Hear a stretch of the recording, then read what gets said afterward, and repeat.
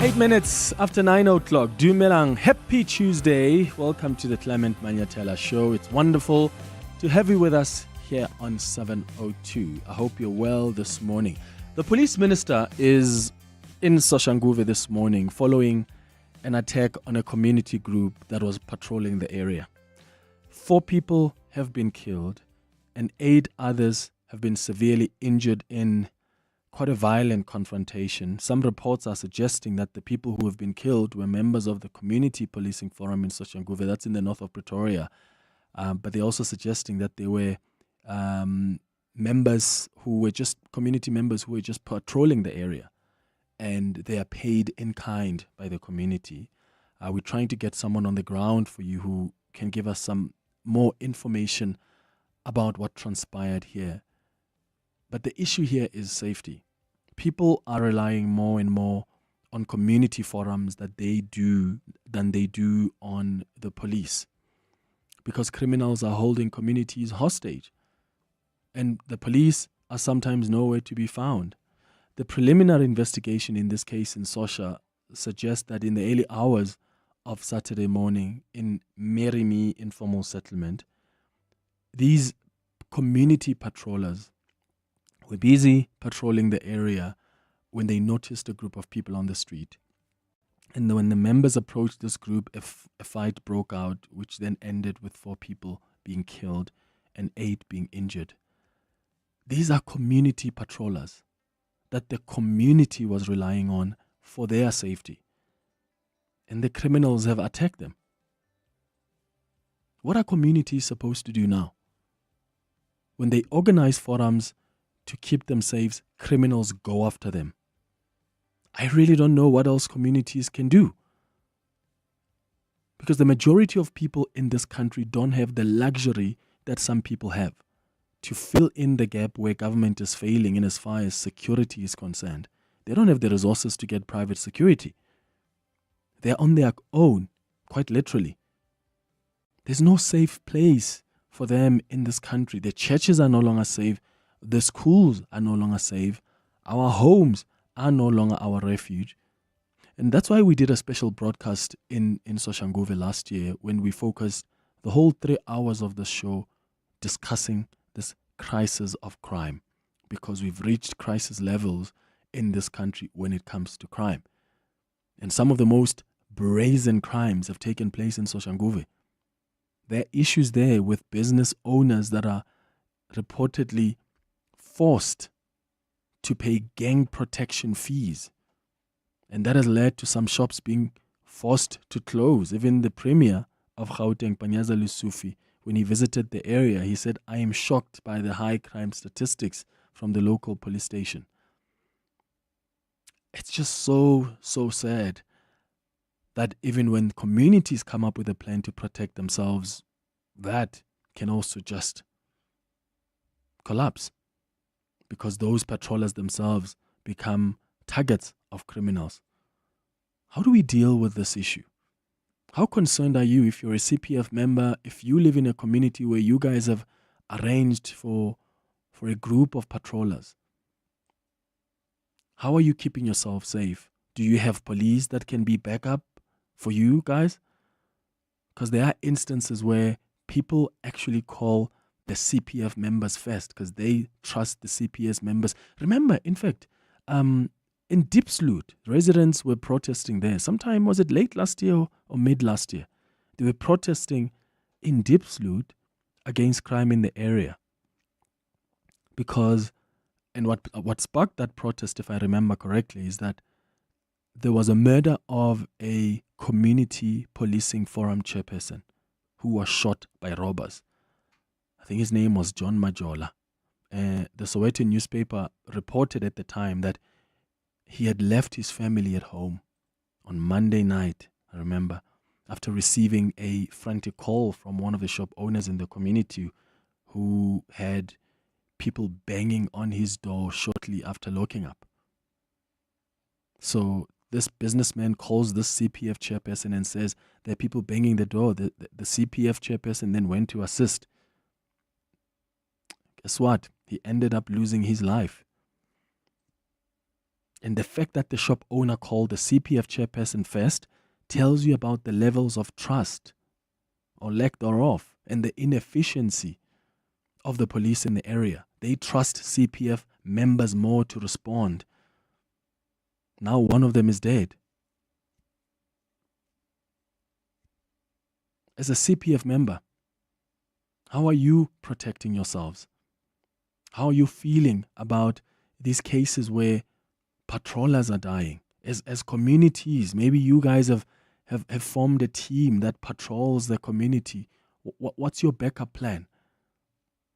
Because we're getting to that point now where CPF members or patrollers may be target of criminals because they are preventing these criminals from going about their business in these communities. 011-883-0702. Let's have a chat about that on the WhatsApp line 072-702-1702. Here's another thing that's shocking. In fact, it's unbelievable. There are senior officials in the Trump administration, including Vice President J.D. Vance and the Secretary of State Marco Rubio. They were discussing highly sensitive, classified information on a messaging service called Signal. And they were unaware that there's a journalist in a group who was seemingly invited by mistake. There's actually shock and disbelief in the White House that a journalist was included in a group chat with senior officials in the Trump administration talking about war plans in Yemen. And this journalist from the Atlantic has now published the messages from this Signal chat that he was accidentally added to. And they were discussing sensitive, classified national security issues, which has national security implications. Because this group exists on an unclassified system where it could be hacked or accessed by foreign adversary. And for me, that just tells you of this administration and how you should go read the article. I've tweeted it on my timeline on Twitter. The article, this journalist even shows us the emojis, has screen grabbed or like it shows us like the thread of the messages where they even use emojis when they talk about we're going to bomb this, we're going to do this, and then the bombs followed. It's just so shocking how national security could be compromised like that. In that group chat, they were also discussing like operatives, like national, like security operatives, agents who are operating on the ground. I mean, we're not supposed to know agents, but luckily, and I mean, kudos to this journalist, he didn't disclose any information that compromises the security of the United States. But he does tell you that there were certain things that were mentioned in that group chat that could threaten if anybody lost their phone or someone took their phone or that phone was hacked, adversaries of the United States would have sensitive information that would leave it vulnerable. What does that tell you about this administration and how it handles its operations? Some of which are so sensitive and classified, and they just handle them like that.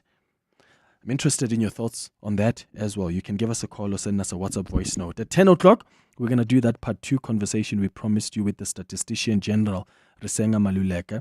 At 11 o'clock on our World of Work feature, we'll talk about how important integrity is in the workplace, and then wrap up the show with our health and wellness feature. And today, we'll be focusing on hearing loss. That's the show coming up over the next 3 hours. Clement Manyathela, streaming on the Prime Media Plus app. DSTV channel 856, 92.7 and 106 FM. Joseph, you calling us from Roslyn. Good morning. Clement, good morning, and the listeners. Sure. Yeah, man, look, the whole thing about crime in our society it's really unbearable. It has gone to the dogs, Clement. And it's so sad to listen to the chairperson of the CPF in the province condemning this group of people who had organized themselves to ensure safety for their own community. Do you live in that area, Joseph? Not far. I think it's Okay. 3 to 4 kilometers away from Extension 3, Clement. Yeah. And then even in our area, we do have such a group who will obviously ensure safety. We do contribute to each and every household to ensure safety for each and every one of us. Yeah. this stems from an incident that happened 3 years ago, where when someone just bought a stand and you're trying to build, and then the minute you move in, there were two ladies actually. The incidents happened separately. I remember them very well because they were not far from where I stay.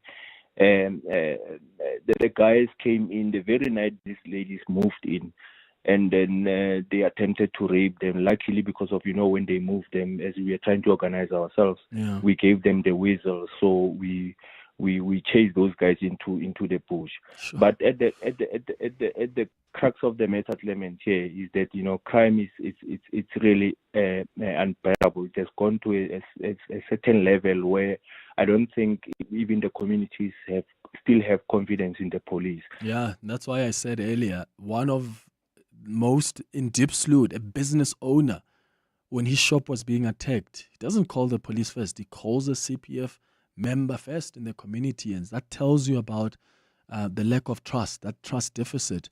Joseph in Roslyn, thank you so much for your thoughts. I want to go to Sipho Maluleke now, who is one of the Soshanguve community leaders on the line to us now. Mr. Maluleke, how are you? Good morning. How are you, Anthony? I'm good, thank you. What happened to these patrollers who have now been killed by these criminals? Yes, please. Okay. Yeah, the patrollers like things like Matomuna Nekel patroller ka 2006. Yeah, 15, 16. I was a little na right to like a regenerate members of my police Rabereka ku until they are fit over Kaku and again taken now now. Ne Bufelong Elor Nabel Kasamo community members. Kasamara community members Kai Perekele to take Bereka Mobam Kucheta di Lu, Bantubelam Kuku, Batsat Patrosaka, Bantrat and Beloka Chief. Kibomang bane ba ira jwalo. Ke like ke di committee angena velmeke stem but ba bile ba mpotsa gore ke bomang ba batho ba mekuku ke di community ni bara ne batho marking second na kitso. Okay. Le enga gore ya. Yeah, so ka weekend ka Saturday batho ba ba bolaileng. No diragalang mo. What happened? Ya kantsira hetseng Saturday in the morning, ke tseke tsoa fuka kralo maybe go ira itseng ntwe e botlhoko ban karna next day ke tseke tsoa fuka kralo go rile ban mas subo rutile go la dithunya ka matsi a ona re nna re tsa tsoga. Yeah. And then heletsoga no ele utlwa gore ba re ho dirahetseng ka batho bao.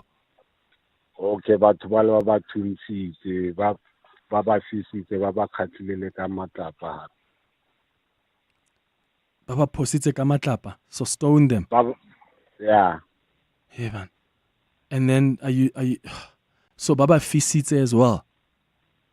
Baba fisitse ka mollo mo difategong ka re se na vel ke bone video a teng ke tshabile wa tumela mo ka ra fitsa le dilo tsena. So ba recordile le di video while Baba fisa. Ba recordile le di video ba ntse Baba fisa. And batho ba ba fisitseng ba ba bolaileng bao ke di members tsa o patrolla mo community. Ke di members tsa o patrolla mo community.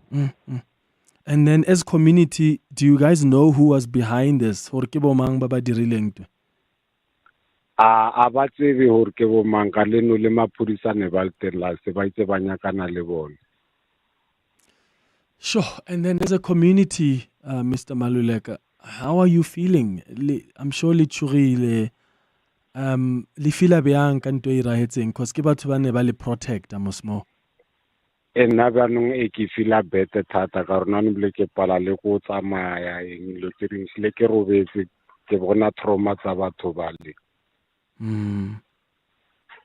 Sure. Yeah, no. Mr. Maluleke, condolences and so sorry to hear about what happened. Thank you so much for speaking to us. Sipho Maluleke is a community leader in Soshanguve. He lives in this area where these 4 patrollers have been killed, and he's just shared new information with us that is quite shocking, that these people who were killed, who were patrolling the community, were actually stoned He says they were stoned by these criminals, they were shot at, and they were set on fire. He says there are even videos that have been recorded by the people who perpetrated these heinous activities against them. There are videos that he says, I couldn't even watch them because I'm traumatized. He says he can't even sleep. He is the community leader. He says when he's sleeping, he's just thinking about the trauma that these people went through. All they were doing is to protect the community, and to be killed in that manner. This is not just being shot at. Clearly, these criminals are trying to send a message. How do you, if really the issue with the CPFs was you're interrupting our work, I mean, you just fire shots at people, no? If you're going to fire shots at people and you're going to stone them and you're going to set them on fire and you're going to record it, surely your mission is different. It's not just to eliminate. And I go back to the question I asked, what do we do as communities? What do we do? Communities feel failed by the police. They end up organizing among themselves. This man tells me they used to, the caller before that, who lives also not in Rosslyn, not far from this informal settlement where this crime happened. He says we pay money, just a small portion as community members, to have patrollers at least protect us. These are people that don't have the luxury of getting private security. Bija, you're calling us from Soweto. Good morning. Khotso Mrena Madimecha. Khotso. Le kae? Le kae? Ai. Ho tla loka. Re tsoa mogala ba tso matsidiso go batho ba tlhagetseng ke koduwa. Ke na ke mpitsa ka lebitso ke dula mo Tladi mo Soweto. I'm an Uber and Bolt driver. Yeah. Lo ke re di bonang ka masa ge re tswa ka magae. Bana ba modimo ba le ka go protecta setšhaba. Mara e botlhoko tse se le ge ba tshwara batho ao ka nako nngwe go ba isa mo maphodiseng ba lokolola ba ra bona bopaki bo tletseng. Ye nngwe nkweša botlhoko kudu maloba ke khumane mono mongwe wa go tswa Ethiopia mo Gauteng ko Naledi a re ba mo tsenetse ka mo Phatseng ba mo kokotla ba mo sitse dithunya ba mo tšeela tšhelete ba mo tšeela di airtime le whatever na le yona ga fitla police station a reporta maphodisa ba re moena re etla a sepela tlhaema ba mo Gauteng sa mo Gauteng ke tšhela petoro ba nna ba mo ka ba potsa ba re monna ba re motho ke o nyaka thuso ka mo tšea ka mo isa ka mo moletsana mo wa bona ba kuma kokota ba bula and then ba founelana ko bona ba kgona go ya kwa mara still go nemele ke ya kwa ke fitla mo ke mbutsha gona maphodisa ile a tlana o ra se batla. This is the Ethiopian man who was robbed, right? So the police didn't come. Yes. Come on, Naledi. So e botlhoko wena Mr. Madimecha crime mo South Africa e go la ka lebelo la mmuka.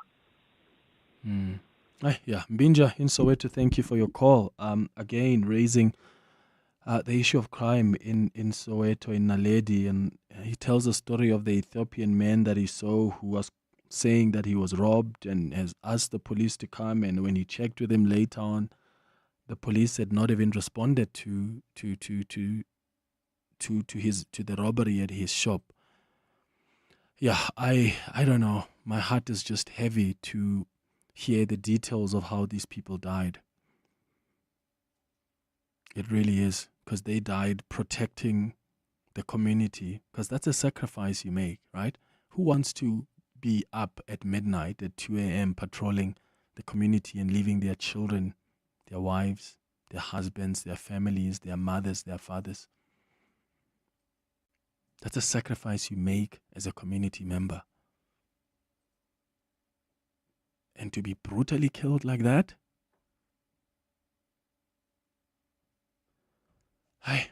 And I always wonder, for people who are so vulnerable, and many of them poor, who don't have the luxury to get the private security, what do? Because this for them is the best possible way to protect themselves. What else do they do? Who else is going to get up after they see videos of these men, how they're brutally murdered? Who else stands up and raises their hand and says, I want to do that. I want to patrol. We are constantly paying for government's failures. We have private healthcare. We have private education. We have private security. We have private water. People are getting boreholes. You're paying for the water so that the water that the municipality is obliged to deliver.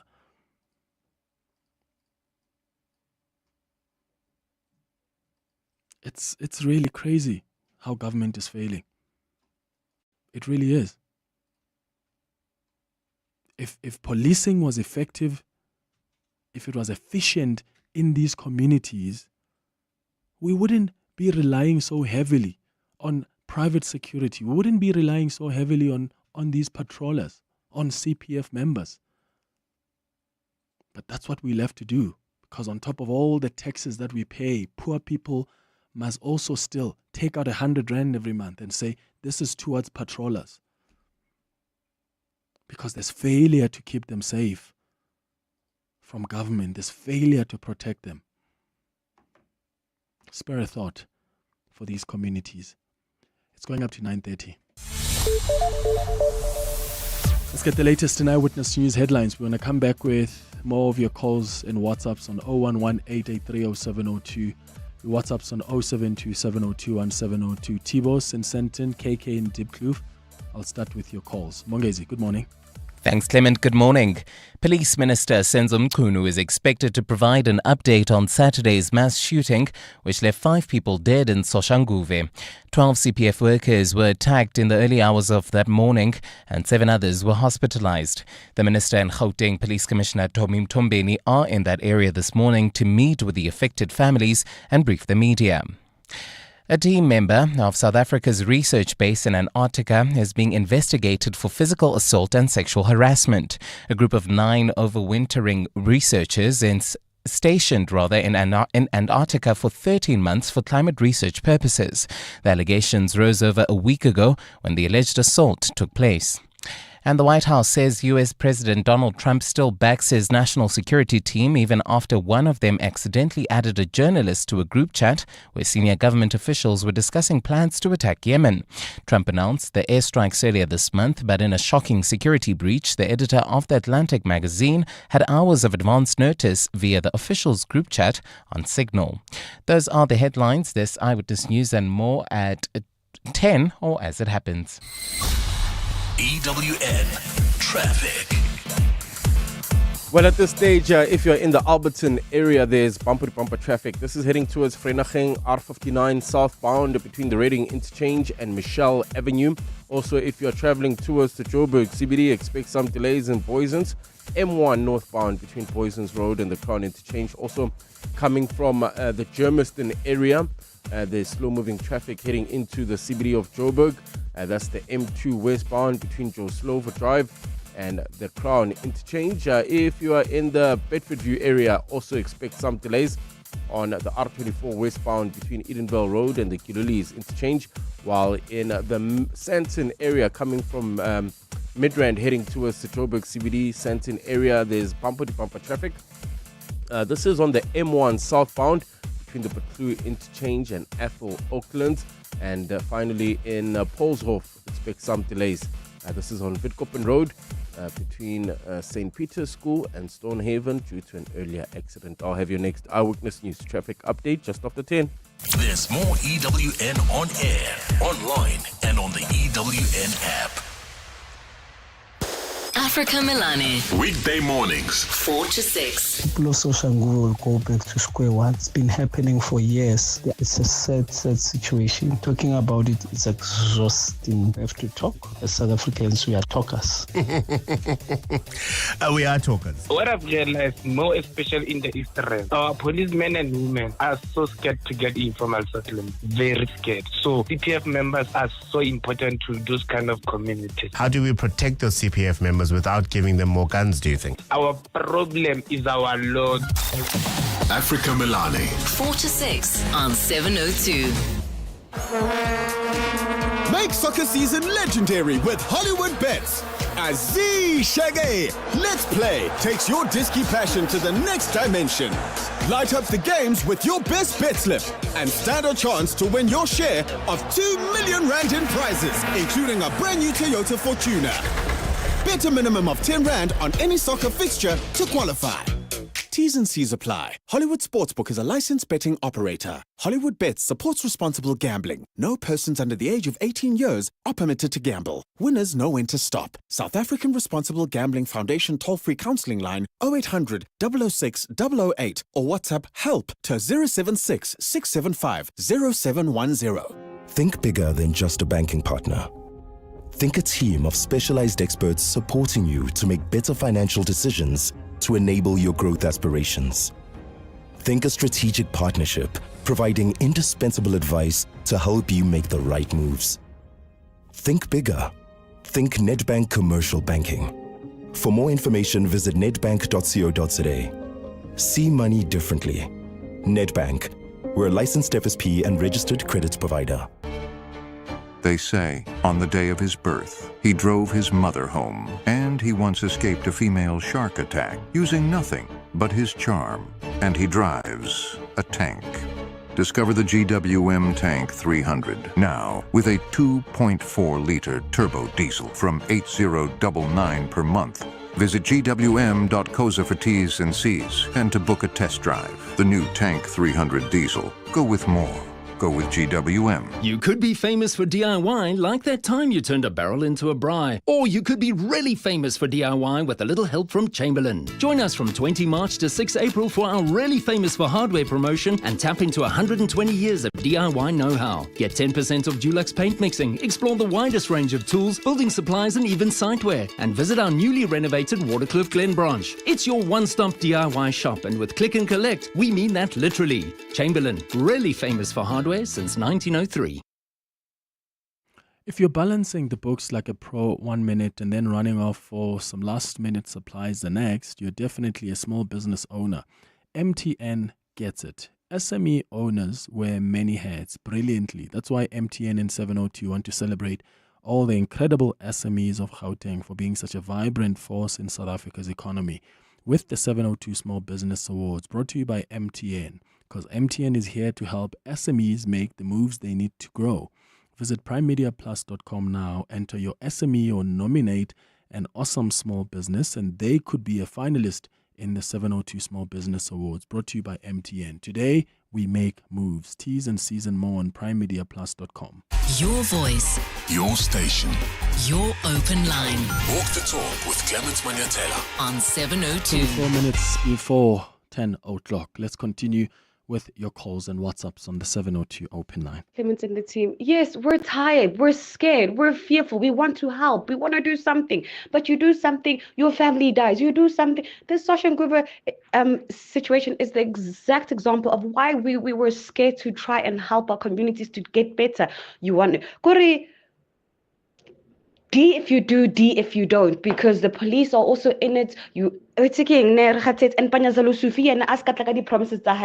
tired of these people.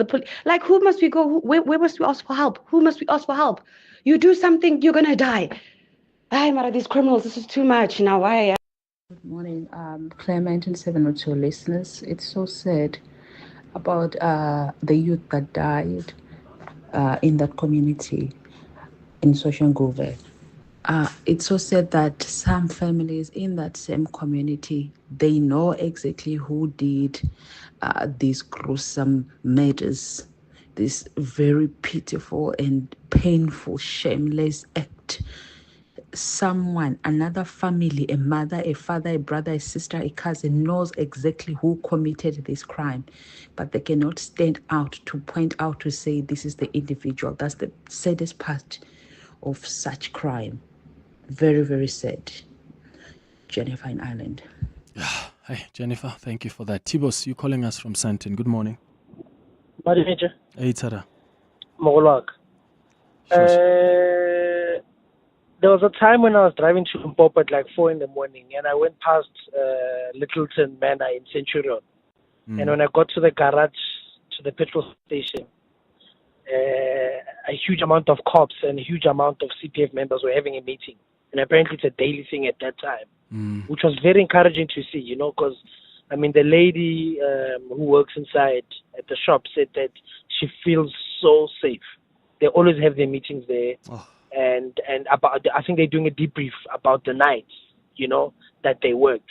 And which gets to my point of, I think it's important that CPF and local policing or the local police station should work very closely together. I know at Hillbrow Police Station, a brother-in-law of mine works there. His responsibility is purely to engage community members. That's his job. On a daily basis, he goes to communities, he engages them, he finds way to work with them, and that's his job. Monday to Friday, that's all he does. And I think if all police stations could do that, I think it could make some kind of a difference. And you know, I think 2-3 days ago, I saw a video trending online where cops stopped, you know, a cash and transit company motor vehicle, and as the cops stopped them, people came and mugged them and stole the vehicle. But the cops were there in front of them, and apparently, I don't know if you've heard about it, but it was trending, where these guys were actual cops. There was a roadblock, and the guys came there and they took the vehicle in front of the cops, and the cops, it's like they're working with them. So it's very disheartening that we have such people in our police force. But I think communities and the police need to work closely together to find a way to curb crime in the respective communities. Yeah, and they'll tell you about the issue of capacity, Tibos. They'll tell you there's just not enough capacity. Yes, there are attempts to get the police to work with CPF members, but what happens when community members rely on CPFs for their protection? When they call a Thabo who is at home sleeping with his family and they're saying, we are being attacked, Thabo leaves his family to go rush to another family. When Thabo calls the police are still not making it on time. The very reason why Thabo is calling the CPF first is because he knows the police are not going to be there on time. And there will be all sorts of excuses. We don't have enough vehicles. Oh, we don't have capacity. Oh, we still had the police officers who are working at that time responding to another crime. I don't know. I just feel defeated. I think communities are feeling defeated. What do? When they are building their own community forums to protect themselves as a community, and they are still left vulnerable like that. Spiwe, you are in Mondio. Hi. Hi, Clement. Sure. You know, the minister, the MEC for Police for Gauteng, what they are good at is to rush to the families and pass condolences. And that is too late for them to do what they're doing. And they think that they're doing the right thing. These people are not more they're not committed in combating the crime here. All the time, incidents of this nature, when it happens, they know who the criminals are, but they're not doing enough. I mean, the CPF are there to help the community, because the police are not policing enough. And I can imagine the community in the area, they do donate something towards that. And now, at the same time, we are being taxed to pay the police that are not doing what they're supposed to do. And it is obvious that the ANC is demonstrating to us that now, when they claim that the apartheid government was worse than them, they are even much 2 times worse than the apartheid government. It was never like this with the apartheid government. We grew up under apartheid. We were never treated like this. I stay in Mondio. We've got police that are policing, not police, but our private security, which we pay every month just for them to protect us. When there are police, we live about 500 meters away from our stay. All right. Lucky. Thank you, Simpiwe, for your call in Mondio.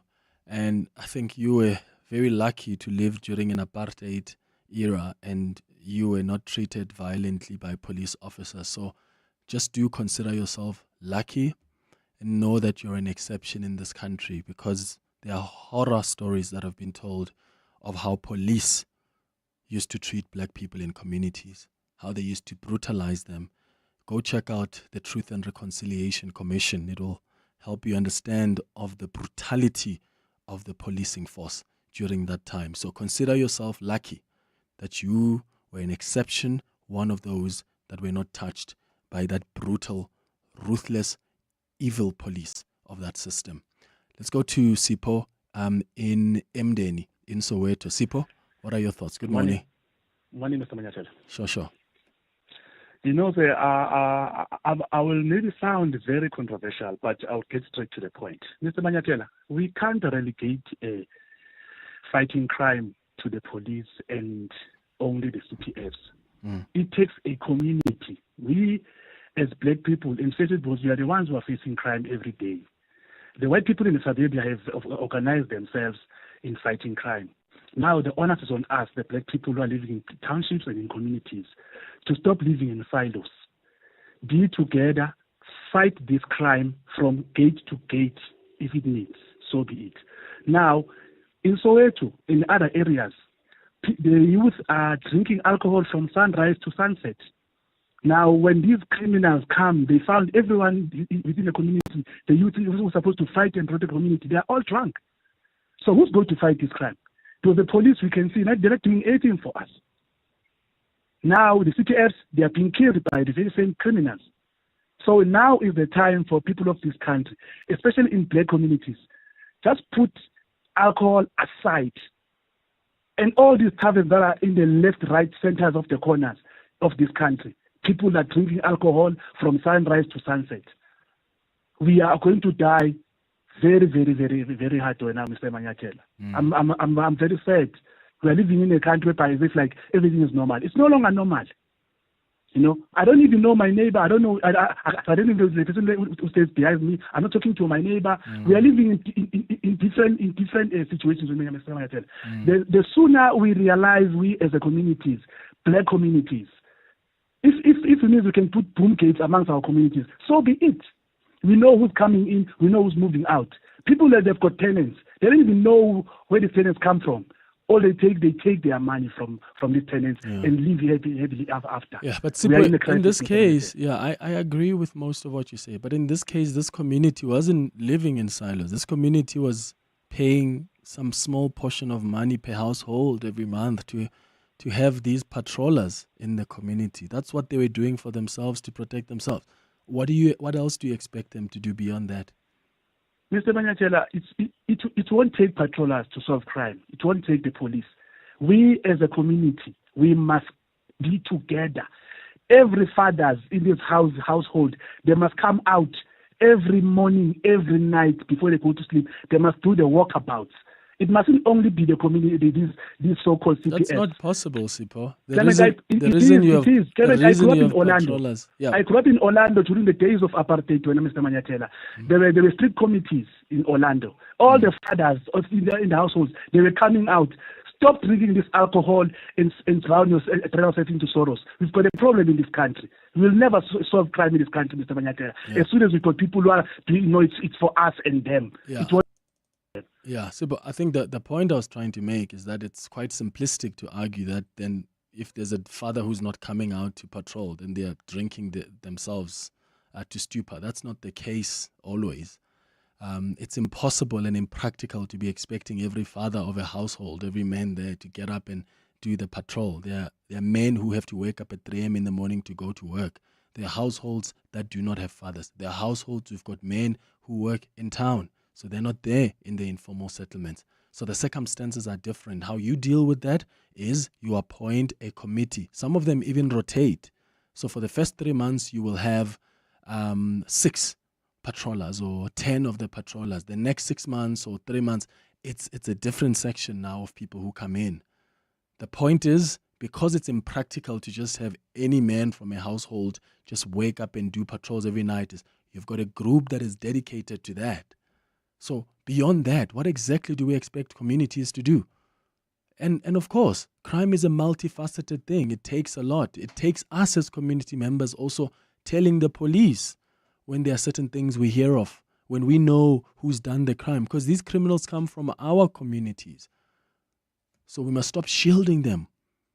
But also, it's too simplistic for me to also make that argument, because there are people who have done that, and you know what happened to them? They were killed.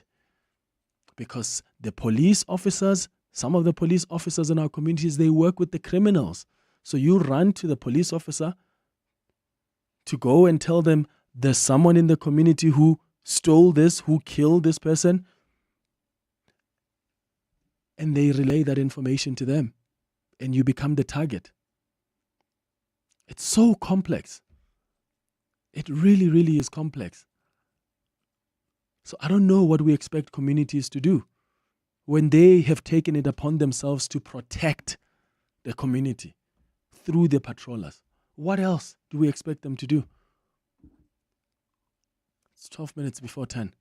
I am Rushan, and I run Rushan Tofi Financial Services, an accounting practice in Cape Town. In business, ignorance is not bliss. It's really important to know your finances. When you understand your numbers, you can make small changes that has huge impact on your business. We choose Xero, accounting software for your self-made business.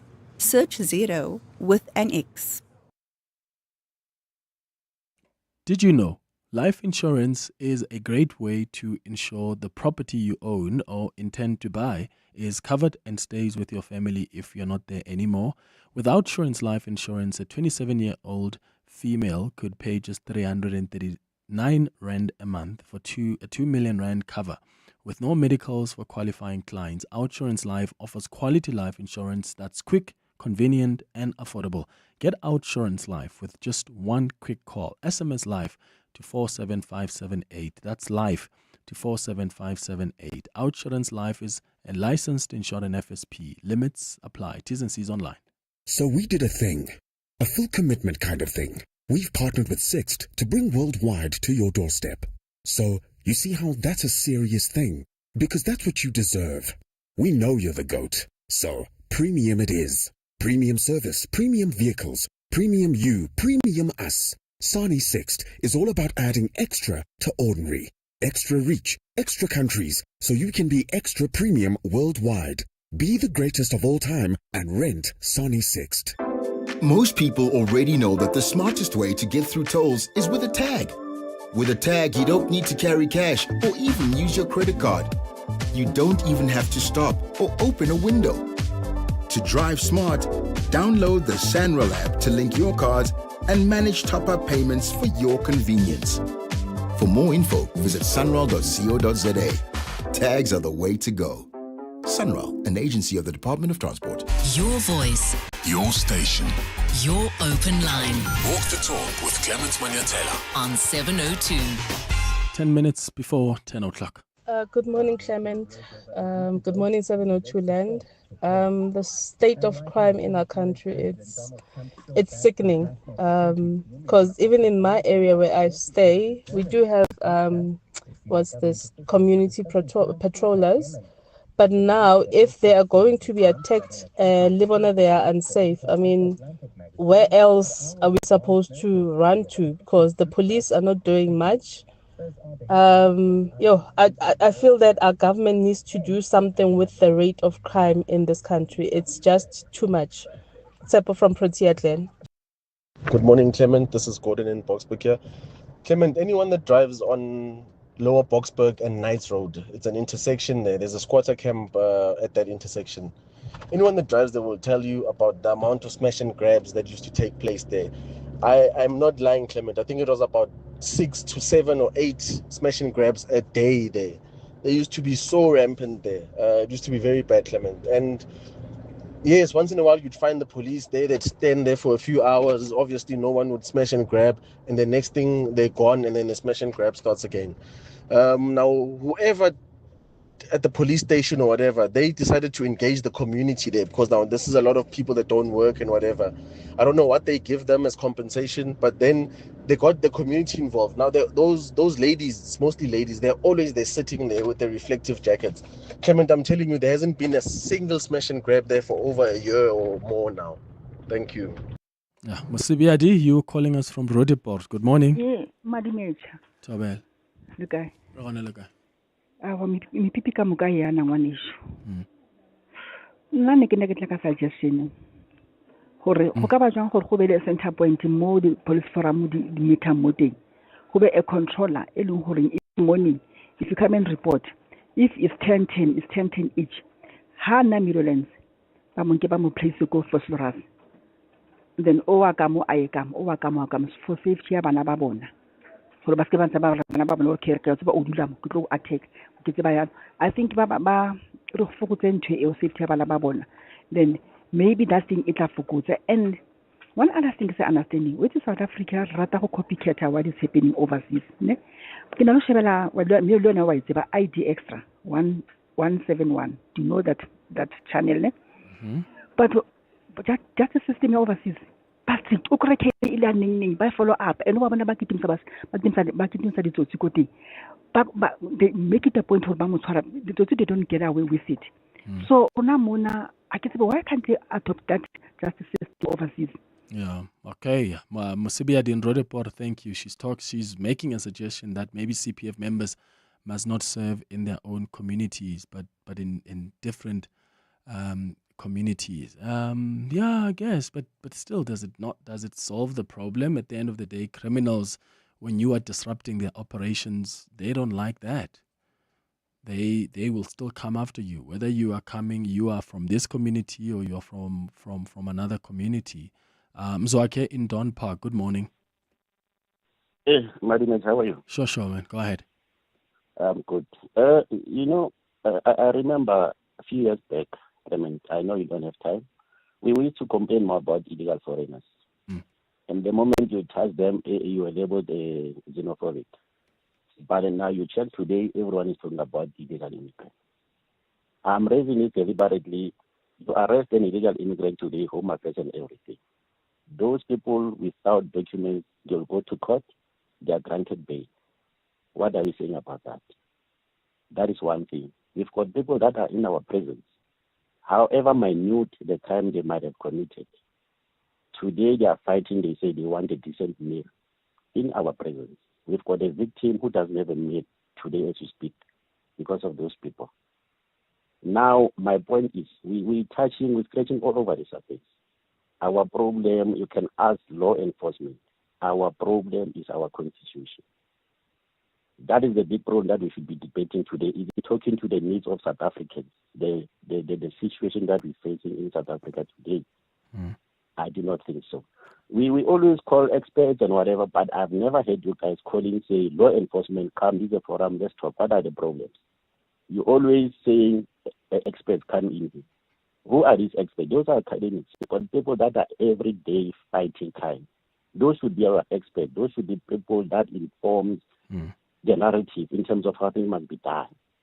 I'm talking because I'm in law enforcement, understand what is happening. It is very painful. These people, they were shot, they were killed. Allegations were apparently arrested these people before. The question therefore it might be, if they were arrested, how did they get out? Everyone has a right to a bail, to be granted bail. But then the question is, how do we balance the two? There is a victim of crime, there is the one who is the perpetrator here. Do we balance it? No, it's always on the side of criminal. Yeah. So Mzaki, what would you? Yeah. Okay. Cool. So just for clarity, there, we don't just talk to experts on, and I'll speak for this show because I'm not the media. I can only account for my show. We've done a whole show, 3 hours. We went to Soshanguve. We focused on crime. We spoke to community leaders. We spoke to CPF forums. We spoke to the commissioner of the police.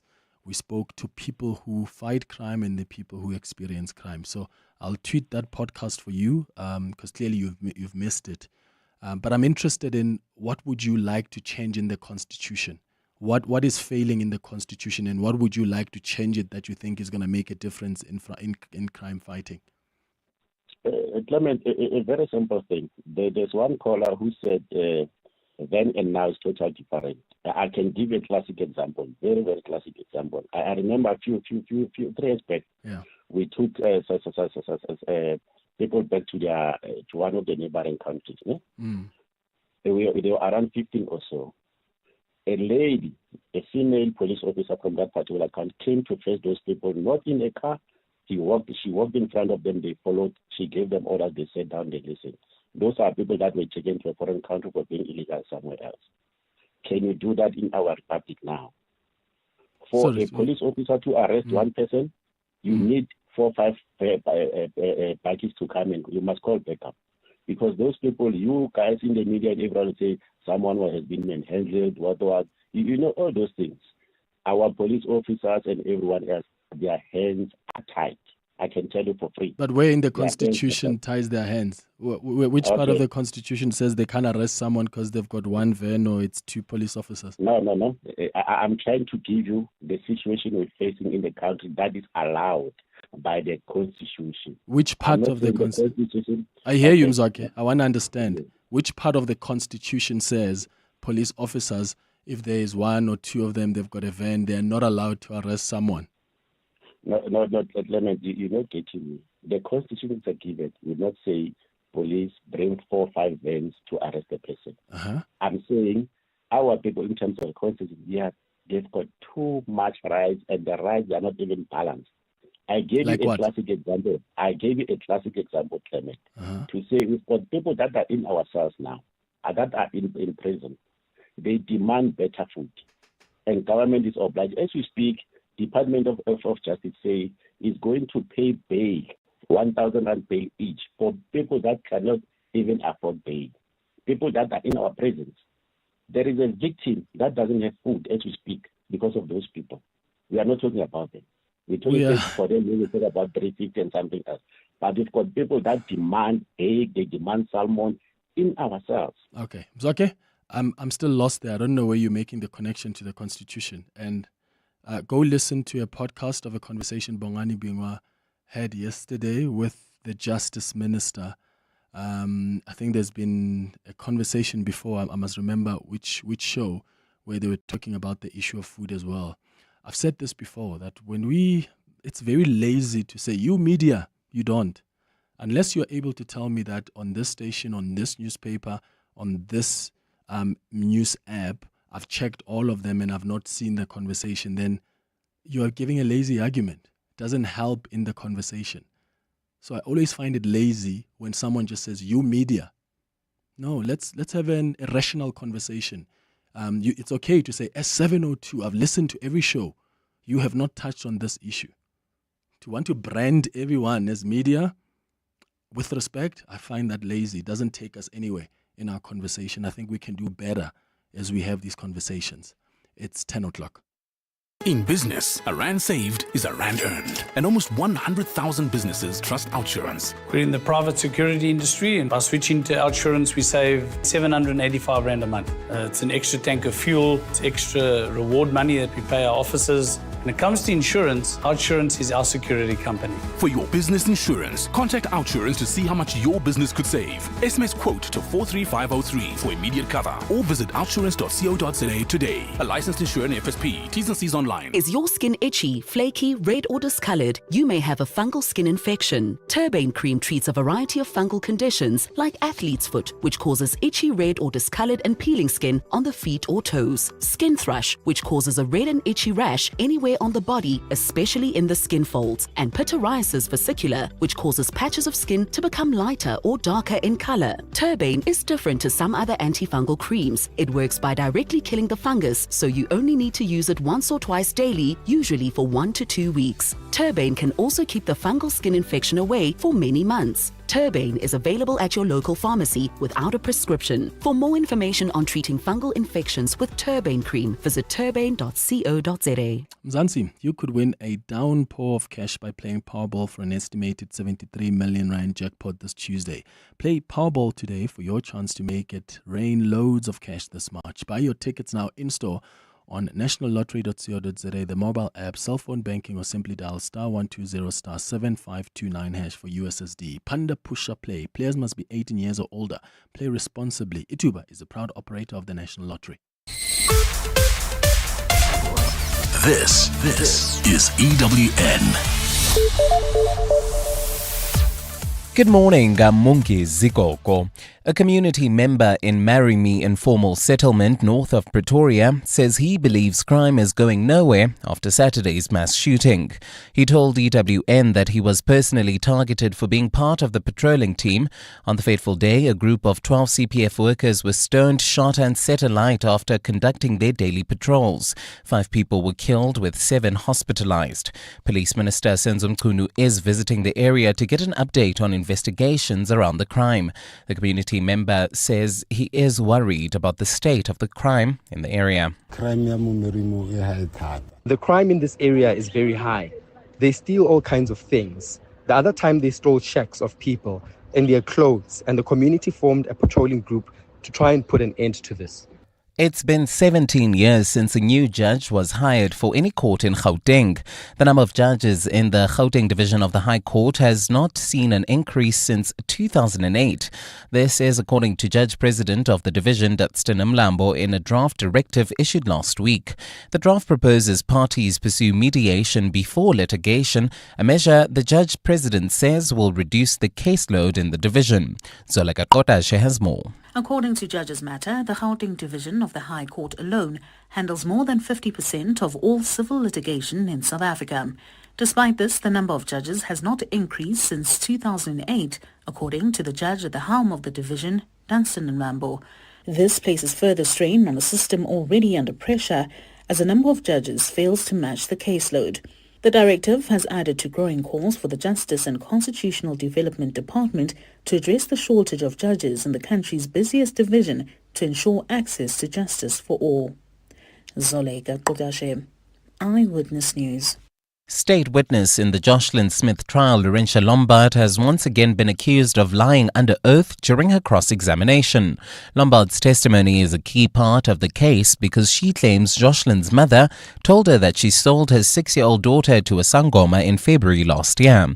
The defense has been cornered her about inconsistencies in her evidence since taking the stand at the High Court sitting in Saldanha Bay last week. She has also implicated the other accused, Jacqueline Aponis and Stefano van Rijn. Carlo Peterson has that story. Former accused and state witness Laurentia Lombard yesterday claimed she was kidnapped and tortured by unknown men before her arrest in March last year. Lombard appeared to start crying after she told the court she was taken, along with her boyfriend, to what she believed was a safe house in Langebaan after Jocelyn went missing. Lombard says a group of unknown men with masks and guns tortured her and her boyfriend for answers about what happened to Jocelyn. Later, during cross-examination, defense attorney Nobakhle Mkabai told Lombard the reason why there are so many discrepancies in her testimony is because she's lying to the court. Mkabai, who represents Stefano van Rijn, is set to continue cross-examining Lombard today. Carlo Peterson, Eyewitness News, Saldanha Bay. We shift our focus to this now. A team member of South Africa's research base in Antarctica is being investigated for physical assault and sexual harassment. A group of 9 overwintering researchers is stationed in Antarctica for 13 months for climate research. The allegations rose over a week ago when the alleged assault took place. Khomotso Modise reports. Environment Minister Deon George says the labor relations process is underway to tackle allegations of physical assault and sexual harassment, but says misreports of sexual assault have been corrected. In a statement last week, the minister said there were no incidents that required any of the 9 overwintering team members to be brought back to Cape Town. The minister says the individual involved has shown accountability, is willingly engaging in further psychological evaluations, and is expressing remorse. George says this moment matters deeply as winter grips Antarctica and other bases halt their operations. South Africa's base remains a vital hub for climate research. Khomotso Modise, Eyewitness News. And the White House says US President Donald Trump still backs his national security team, even after one of them accidentally added a journalist to a group chat where senior government officials were discussing plans to attack Yemen. Trump announced the airstrikes earlier this month, but in a shocking security breach, the editor of The Atlantic magazine had hours of advance notice via the officials' group chats on Signal. US Vice President J.D. Vance was amongst the people discussing attacks on Yemen in the group chat. It's currently not clear if the specifics of the military operation were classified, but they often are and are at least kept secure to protect service members and operational security. Trump was asked about the breach during a White House briefing. Well, it couldn't have been very effective because the attack was very effective. I can tell you that. I don't know anything about it. You're telling me about it for the first time. Gold is trading at $3,012.84 an ounce. The rand is at 18.23 to the dollar, 23.53 to the pound, 19.67 to the euro. Brent crude oil is at $72.98 a barrel. In Alberton, heading towards Vereeniging, you can expect some delays on the R59 southbound between the Reading Interchange and Swartkopies. Also in Sandton, traffic a bit sluggish on the M1 southbound from Marlborough Drive to Killarney Bends, and in Paulshof, there's slow-moving traffic on Witkoppen Road between St. Peter's School and Stonehaven. A partly cloudy day in store for Gauteng today, with isolated showers and thundershowers expected later on. Joburg is at a low of 17 degrees and peaks at highs of 27. Pretoria 18 and 28. Vereeniging 17, also at 28. The top story in Eyewitness News this hour. A community member in Marimi informal settlement north of Pretoria says he believes crime is going nowhere after Saturday's mass shooting. EWN, in touch, in tune, and independent. For the latest, visit ewn.co.za or download the EWN app. You're with Clement Manyathela On 702. Let's walk the talk. Streaming on the Prime Media Plus app. DSTV channel 856. 92.7 and 106 FM.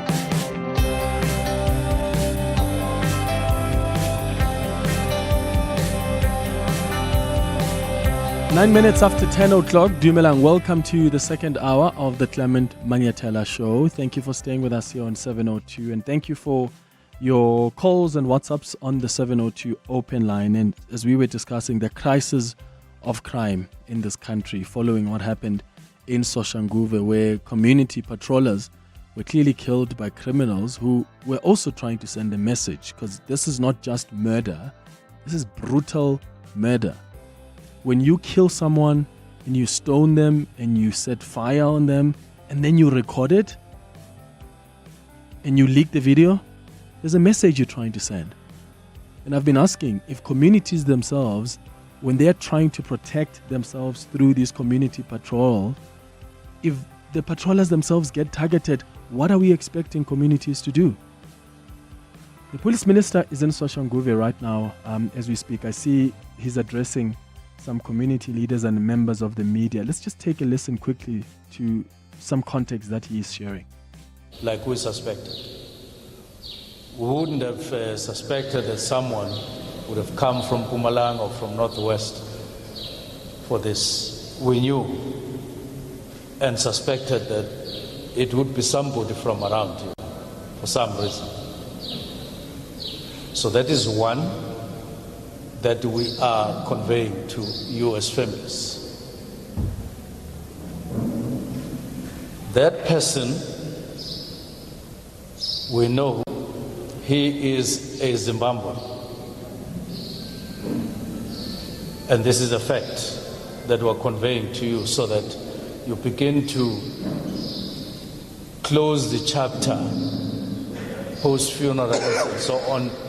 And information helps as you go through this process so that you know that we have you know everything about what we have done and the results thereof.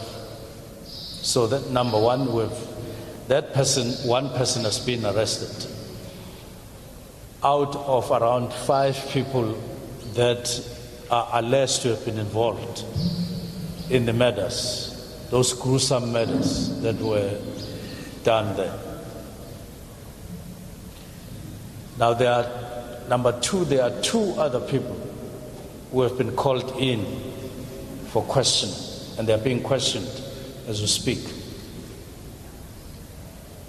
Police are following all the information, and it has led them to those two other people who at this point in time are being questioned in relation to this particular incident.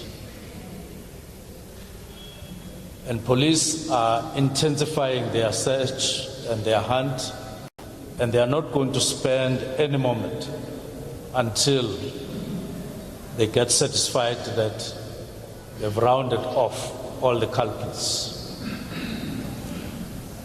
But it is important also to point out that police told us that they also discovered a firearm, which was a firearm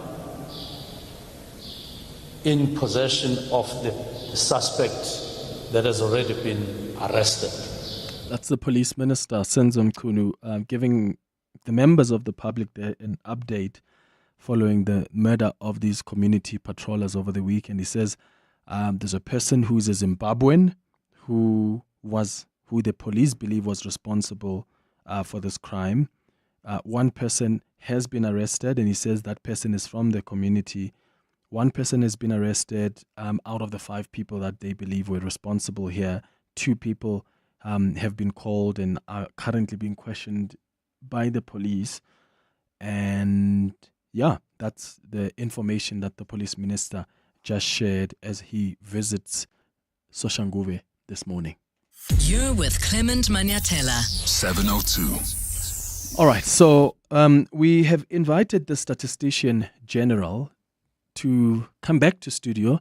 He was here a couple of weeks ago, and we were talking about just how critical the key in this institution is in collecting, analyzing, and disseminating official statistics that inform decision-making across various sectors, or that are supposed to inform decision-making across various sectors. And the conversation was so intriguing that a lot of you asked that we bring him back for part 2 of that conversation, because he's a numbers guy and he's got a lot of numbers to share with us. And I'm glad that he came in today as we are discussing this crisis of crime in our country, which is where I would like us to begin with him. So if you can indulge us for a bit, this is where I'll start with the Statistician General. Thank you so much for making time for us, Mr. Maluleke. Good morning. Welcome back to the show. Good morning, Clement, and let me greet the listeners. So the listeners wanted you back for part 2 of the conversation, and I wasn't going to start with crime, but I think it only makes sense to start there given how it's been the subject of discussion for the previous hour, and there's just so much concern being raised by our listeners about how they are not safe anywhere. And when they try to protect themselves through getting community patrollers, then you've got this case happening in Soshanguve where criminals start targeting the patrollers themselves. What numbers are you able to share with us that help us understand where this country is in as far as crime is concerned? Let us start off by saying that when you look at crime in South Africa, you have what SAPS collects. So that is administrative records. That is reported crime. And then the next issue is that then you look at experiences of crime from households, which may not necessarily have been reported to SAPS. So in the past, we used to collect what we call victims of crime. But now, as part and parcel of governance, justice and security survey, peace and security survey, we do ask questions in relation to experiences of crime. So let us look at, for example, which crimes get reported the most. One is about almost 100% of all murders get reported because they are painful, they shock society. Sometimes they are not even reported by the family members. they are reported by members of the community, including community policing fora and the like. Then you have sexual offenses, about 80%, 84, 85% get reported. They are painful to the victims, but also you see there's a difference between that and murder. It's because of the stigmatization that occurs when people want it. They don't want it to be known that they have been attacked or something because of stigmatization. But there are people who, particularly women, who are brave to go out. Now, when you look in the last 12 months, there is what we call housebreaking and home robbery. Housebreaking is when crime occurs when you are not at home. You come back and find that your home has been attacked, they have stolen things. Housebreaking remains the highest crime in South Africa because I guess the criminals always would want to watch and see that you are not at home. And sometimes if they are organized, they know what times you leave and what times you come back. But when you look at it is about more than almost 2.1 million incidents that have been experienced, but they were not all reported to the police. This is what the households are saying. Then you look at crimes like murder and sexual offenses. They tend to be on the decline, and that's what we've picked up in our last report, that in the last 12 months, they have been on the decline. However, when they happen, like what you have just referred to in the case of the police minister being in Soshanguve and what we have seen in society, they shock society. And obviously, we do appreciate the media houses like yourselves who carry the message so that society knows. However, sexual offenses and murders are on the decline according to what the victims are saying. Yeah. Yet they are the most highly reported with the police. Yeah. Then you come, where do people go to when they experience any form of crime? Be it housebreaking, home robbery, or be it hijackings or attacks, because you separate crimes in terms of those that are experienced by the household. Because if there's a housebreaking, it doesn't matter whether they find you and I. The house belongs to a household. There's one person or 5 people staying there. But there are things like street robbery where you would just be attacked alone. So when you look at that in terms of the experiences and coming out of experiences, what are people doing? One of the biggest measures of crime in any neighborhood is that people are free to walk at night. So generally in our country, women are much more uncomfortable walking at night. So are men, but women are more in walking more in being uncomfortable or not feeling safe walking at night. So people prefer to walk. Those are the measures that people are taking. People prefer to walk during the day if they have errands to do or they have emergencies. They would rather wait the next day. But then who is the first port of call when they have a dispute or they have an issue they need to resolve? Most experiences, people go to family members at the nearest level. However, the police are still the first port of call. And then that brings us to what are members of society saying about trust? Members of the society are saying they trust the police more than they trust the courts. And it's because, firstly, the police are the first ones to arrive on the scene. They will arrest the alleged suspect. But when you go to court, courts are a question of how much you understand legal jargon. And half the time, if for whatever reason you choose to represent yourself, people don't understand how courts work. So I'll give a good example. Look at when you go to a traditional leader and you appear before a traditional leader or a headman or an induna to be tried. The first thing they try you, and when you realize, now the case is so steeped against you, they ask you, do you see yourself guilty or not? And you say, yeah, now I see. I'm guilty.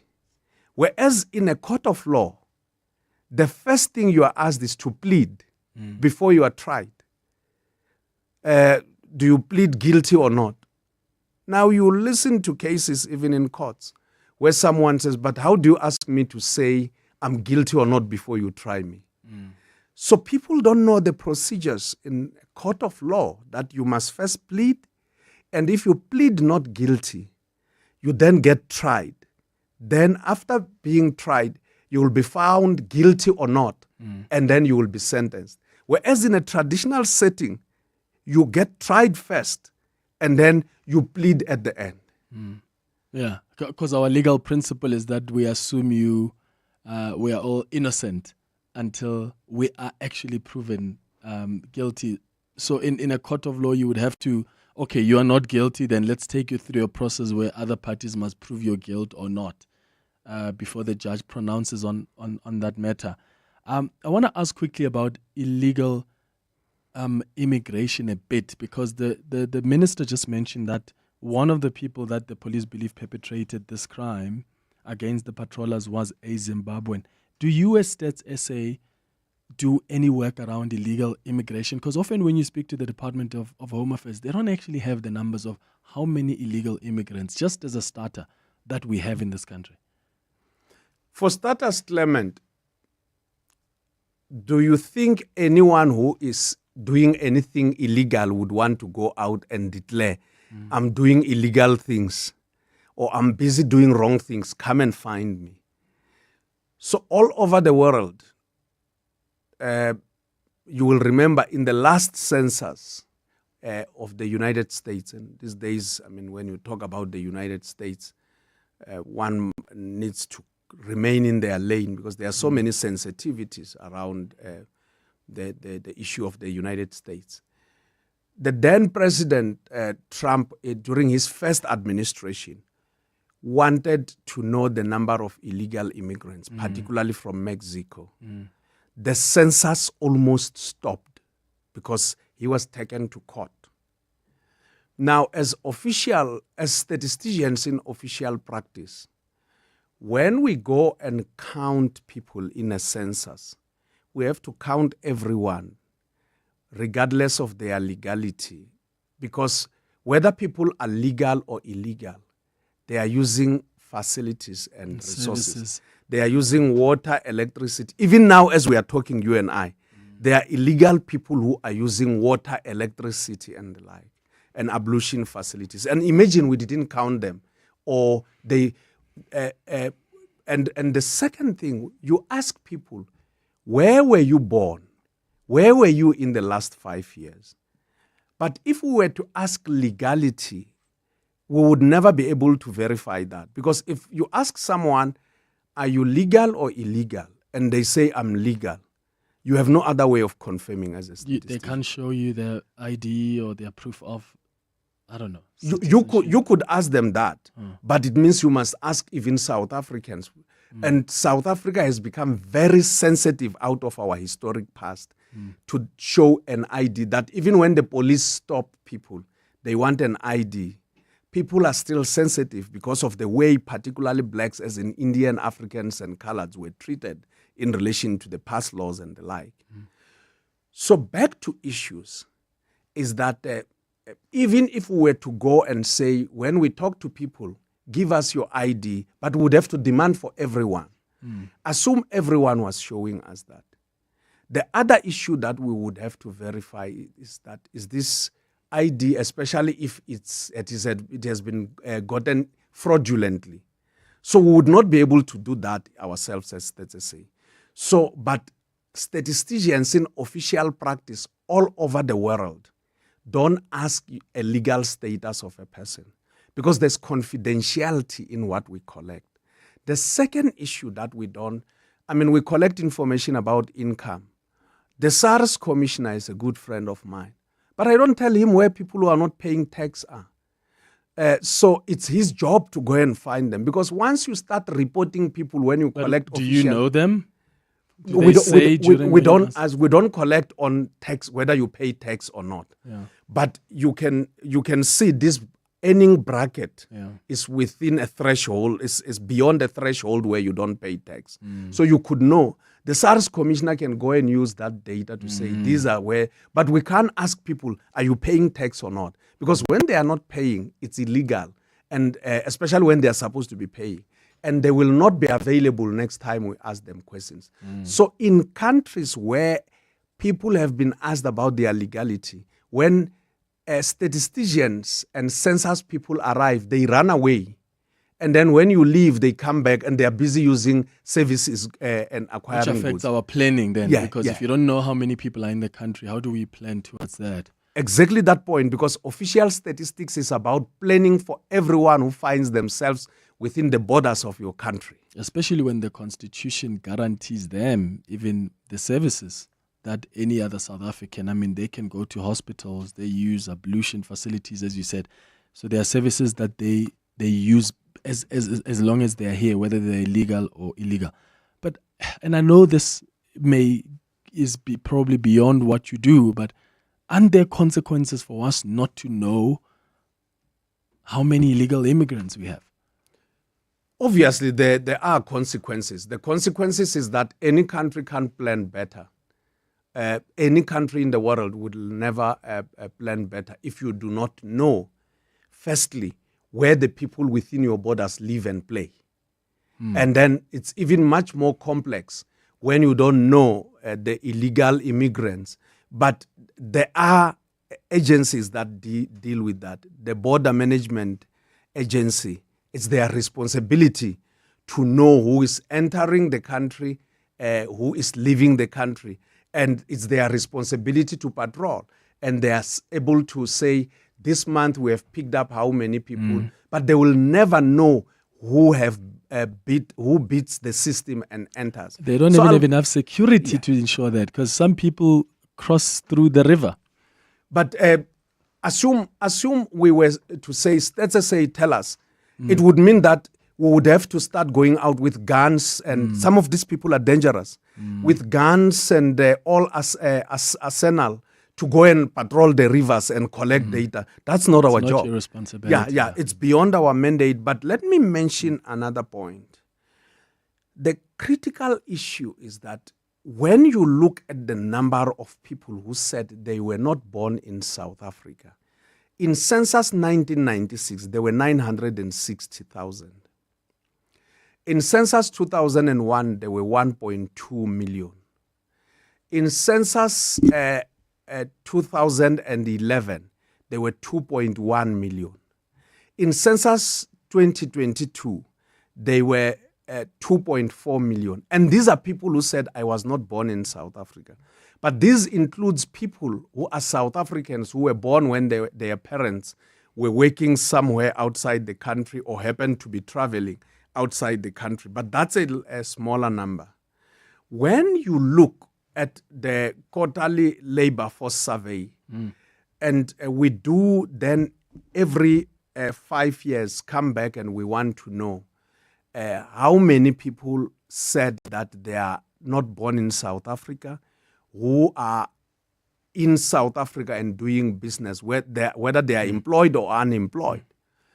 At the time when we're sitting at about 14 million people employed, only 1.2 million people were not born in South Africa. And then at the time when our unemployment, the number of the unemployed was sitting at about 7 million, we had about 760,000 who said they were not born in South Africa, who were unemployed. So, but these are people who answer honestly.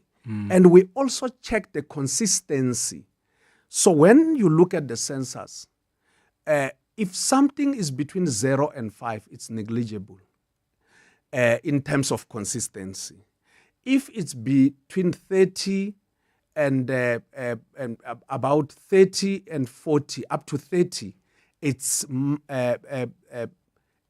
low. If it's between 30 and 50, it's moderate. If it's above 50, it's high. So on issue of country of origin, we were sitting at 42% in the last census in terms of consistency. How people have answered the question previously up to now. And it's classified as moderate, and it was not cause for concern. All right. We'll speak more about this after the latest in Eyewitness News headlines. It's 10:32. If you've got questions for the Statistician General, Risenga Maluleke, give us a call or send us a WhatsApp voice note. Or maybe you've got an input, you want to join this conversation. I'll start with those calls and WhatsApps after this. Mongezi, hi. Thanks, Clement. Hi.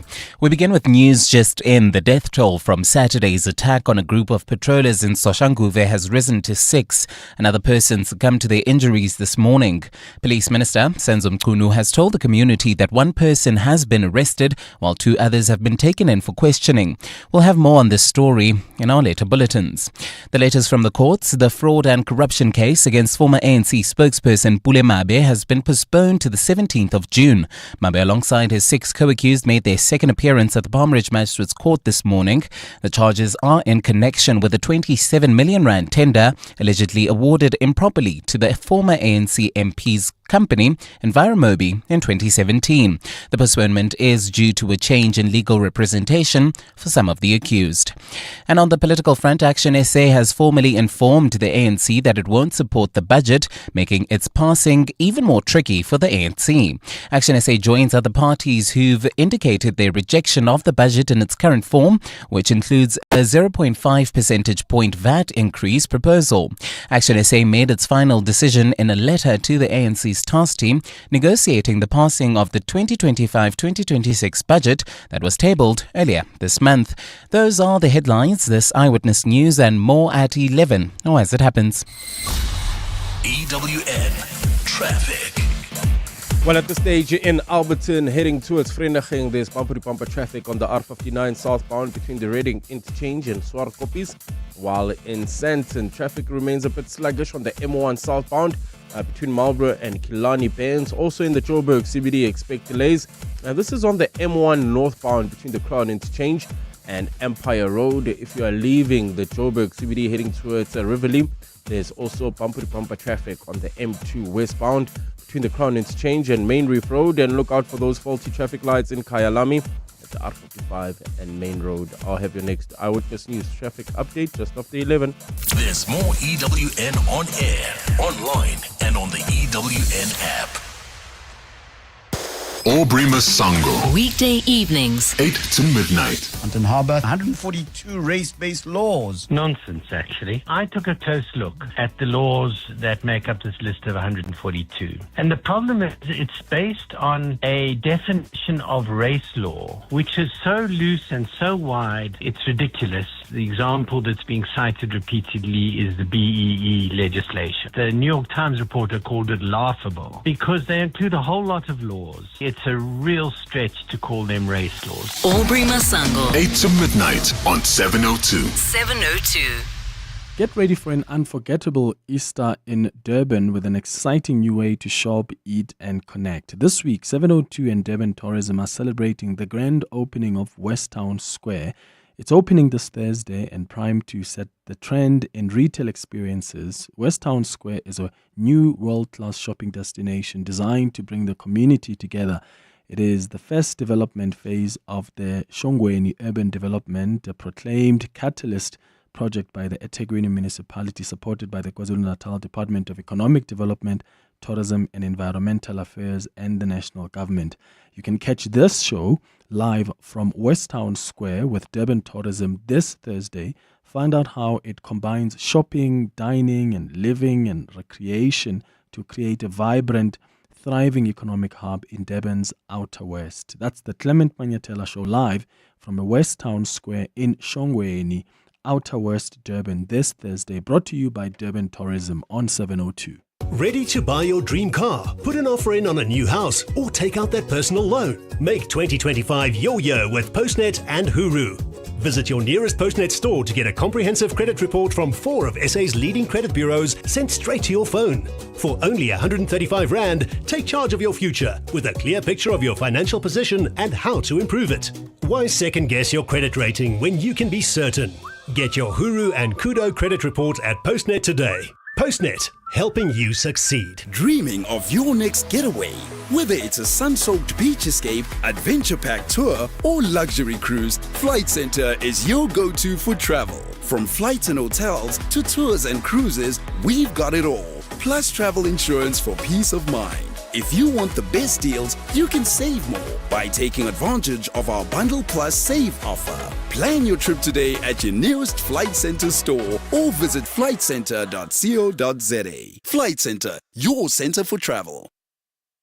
You're balancing the books like a pro 1 minute and then running off for some last minute supplies the next. You're definitely a small business owner. MTN gets it. SME owners wear many hats brilliantly. That's why MTN and 702 want to celebrate all the incredible SMEs of Gauteng for being such a vibrant force in South Africa's economy.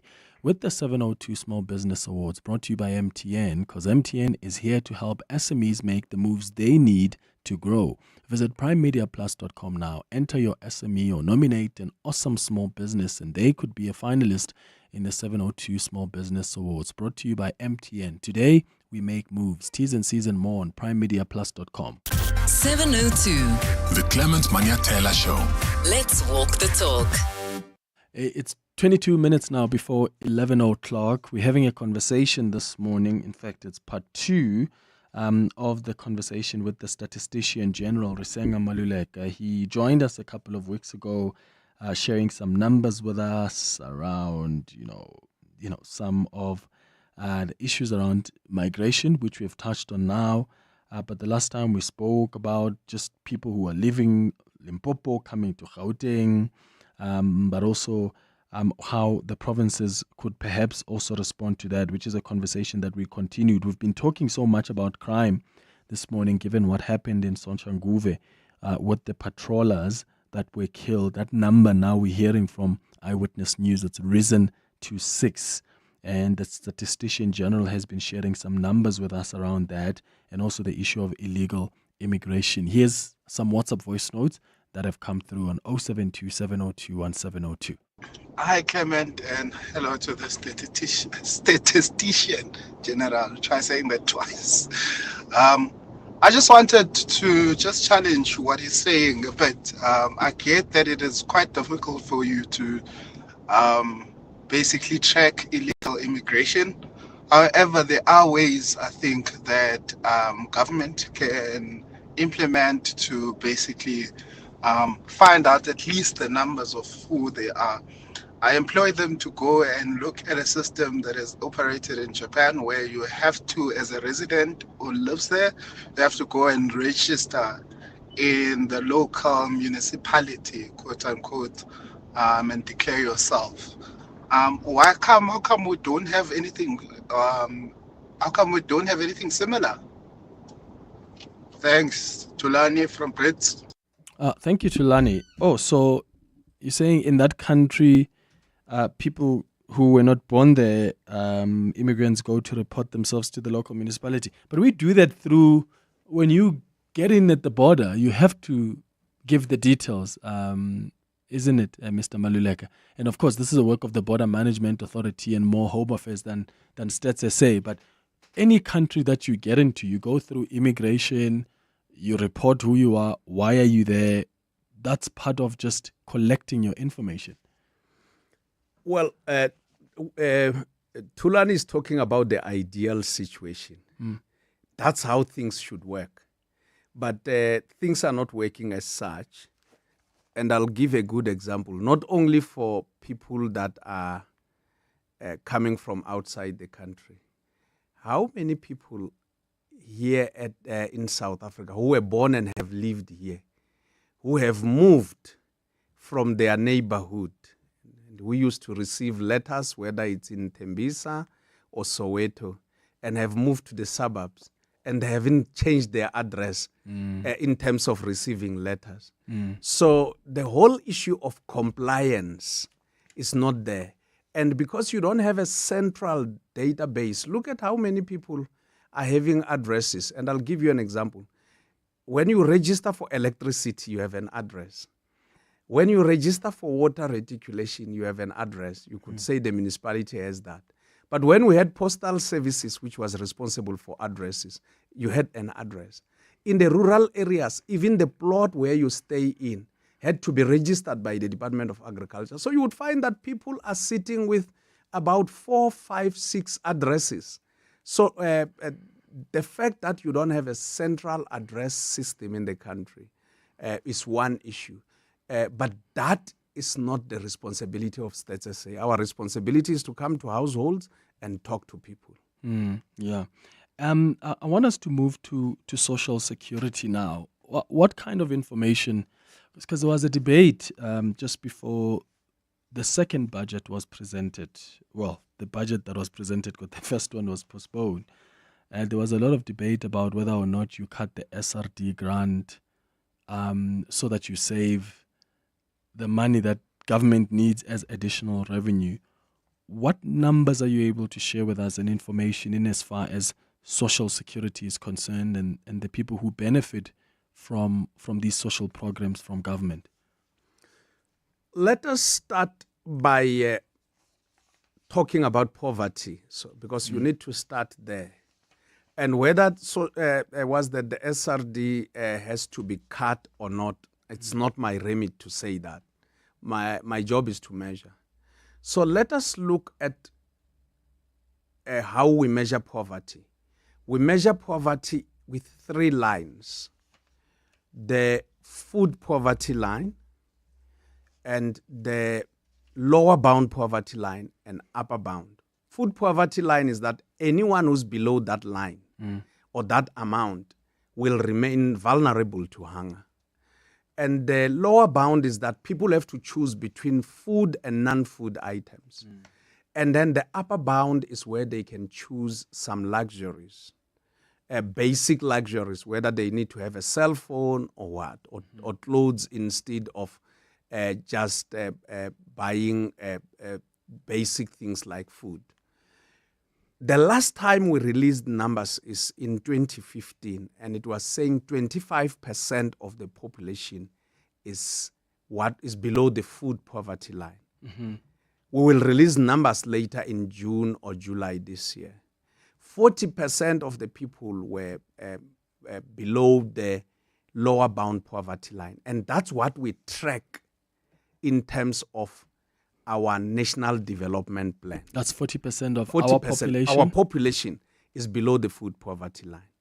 But because we measure prices, CPI, every now and then, when you look at what does it represent, anybody who earns less than, and when I say earn, I'm not talking about salaries, as an income, whether it's from a social grant or from pension or from remittances or from a salary, anybody who earns or whose income is below 1,064 rands is considered poor in our country, according to the lower bound poverty line.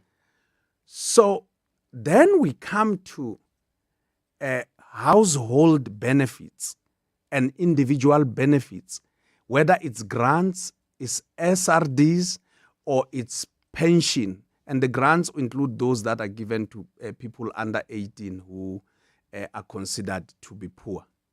Now, when you look at that, over time from 2002, that number has been increasing. Before COVID, we were sitting at 18 million who were receiving pensions, grants, and other forms of income from the state. Now, beyond COVID, you are sitting in the excess of 24 million. There are many people who have gone to register who initially didn't qualify for grants because they were over 18 years, and then who didn't qualify for pension because they were under the ages of 60, 62 years. Now, as the increase in the number of people who get grants and pensions goes up, as we see an increase, we are seeing vulnerability to hunger declining. So, one way or another, these grants that people are getting, they save people out of hunger. It's not just a luxury they have. Then another issue, only 2 provinces, when you look at main source of household income, have higher than national. It's Gauteng and the Western Cape. They have higher than national. That comes from salaries. South Africans on average get about 51-52% as income coming from salaries. It means people are working.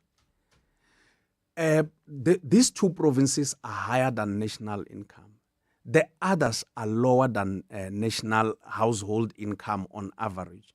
The lowest being Limpopo and the Eastern Cape, where you find that the income that comes from salaries at household level is less than 40%. It's about 40% or less.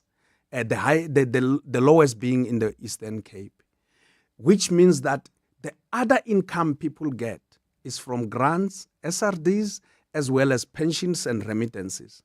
Then you add another issue. Another issue is what you call fertility.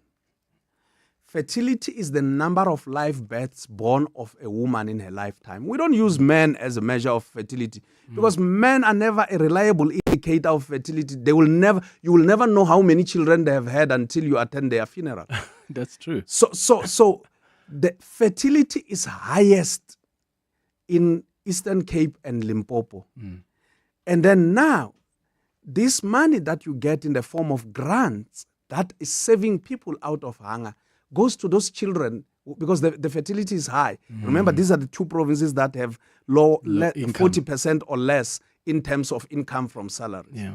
So the point is, as we see a rise in the people who are getting support from the state, whether it's grants, SRDs, or pensions, we see a decline in vulnerability to hunger. But whether that should be continued or not, it's not my space. I only tell the numbers. Yeah. That takes us to 11 minutes before 11 o'clock. I see some of the questions coming through. I'll put them to the Statistician General after the break.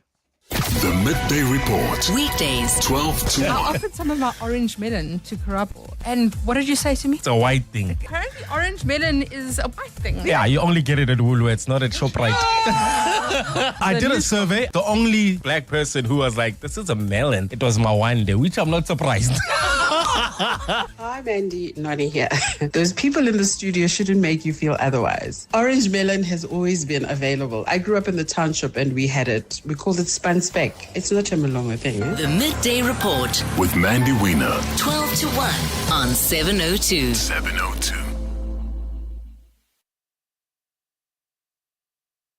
Mzansi, you could win a downpour of cash by playing Powerball for an estimated 73 million rand jackpot this Tuesday. Play Powerball today for your chance to make it rain loads of cash this March. Buy your tickets now in-store on nationallottery.co.za, the mobile app, cell phone banking, or simply dial star 120 star 7529 hash for USSD. Panda Pusher Play. Players must be 18 years or older. Play responsibly. Ituba is the proud operator of the National Lottery. So, did you hear about your team losing? Just a trim on the sides, please.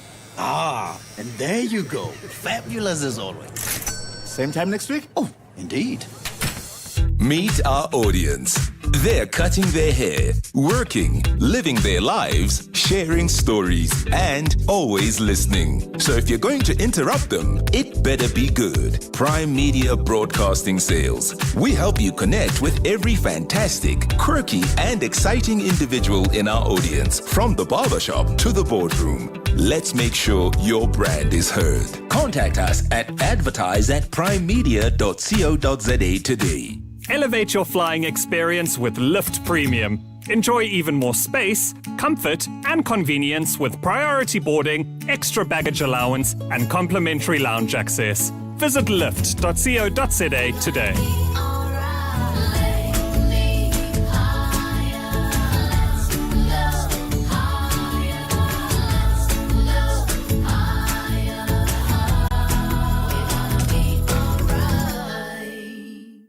$702 and Absa Home Loans are bringing to light the property matters that you want to know more about. This Wednesday, we're talking about life insurance. So tune in to the masterclass with Relebohile Mabocha on 702 for an in-depth discussion about life insurance and how it can help protect your home and your family's future. The masterclass with Relebohile Mabocha this Wednesday, brought to you by Absa Home Loans on 702. Absa is an authorized financial services and registered credit provider. T's and C's apply. You're with Clement Manyathela. 702. Let's walk the talk. Right, 8 minutes now before 11 o'clock. I've got some questions that have come through here based on the conversation we've had so far, Statistician General. And one of them is about Limpopo, in particular in the Eastern Cape. What you mentioned about high levels of fertility in the provinces, and yet the income is sort of low, so there's a huge reliance on pensions or SDRs or grants in particular.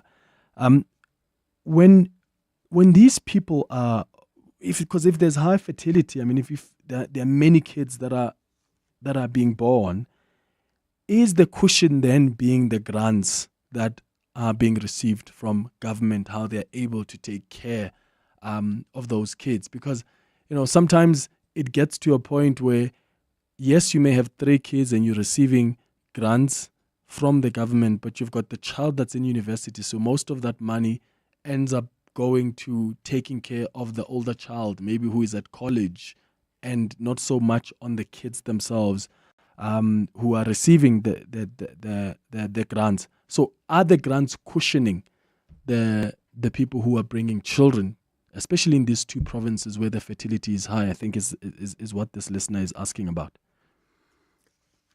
Well, for starters, Clement, is that we have never asked why. You never ask people why they are having children. It's a lot more complex. There's biology involved and everything, because then people will start telling you it was an unplanned pregnancy and the like. So we don't get into that space. And because we don't ask why they are having children, we cannot say that it's because they are grants. However, we do know that the data shows that as the number of those that are accessing grants, pensions and SRDs is increasing, the vulnerability to hunger is declining. Most people, and there are other issues, so you don't need to look at fertility alone. Look at activity in agriculture. It's the highest at household level, not at farming level. It's the highest in Limpopo as well as the Eastern Cape. And these 2 provinces produce largely for own consumption than they produce for selling. Households that produce for selling are more in the Western Cape. But vulnerability to hunger is a lot more in the Northern Cape.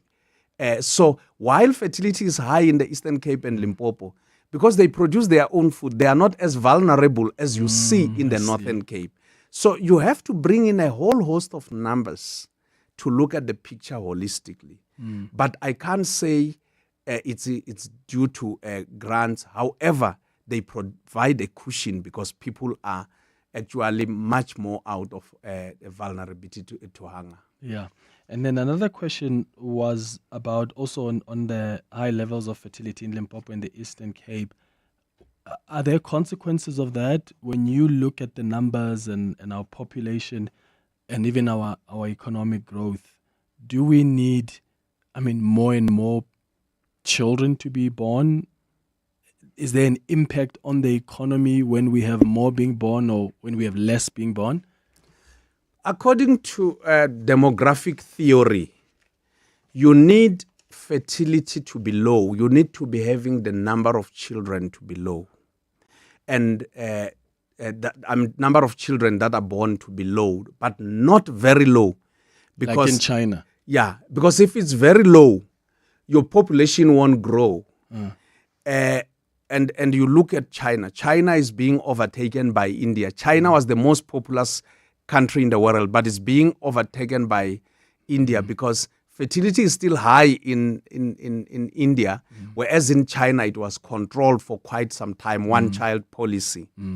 Now, you need fertility not to be very low, but to be relatively low. And we say that if you have reached 2.1 children per woman in her lifetime, it's two people who have given birth to two people. They've simply replaced themselves. So population doesn't grow when you reach replacement. So you need more than 2.1% to be able to have population growth. So 3 kids.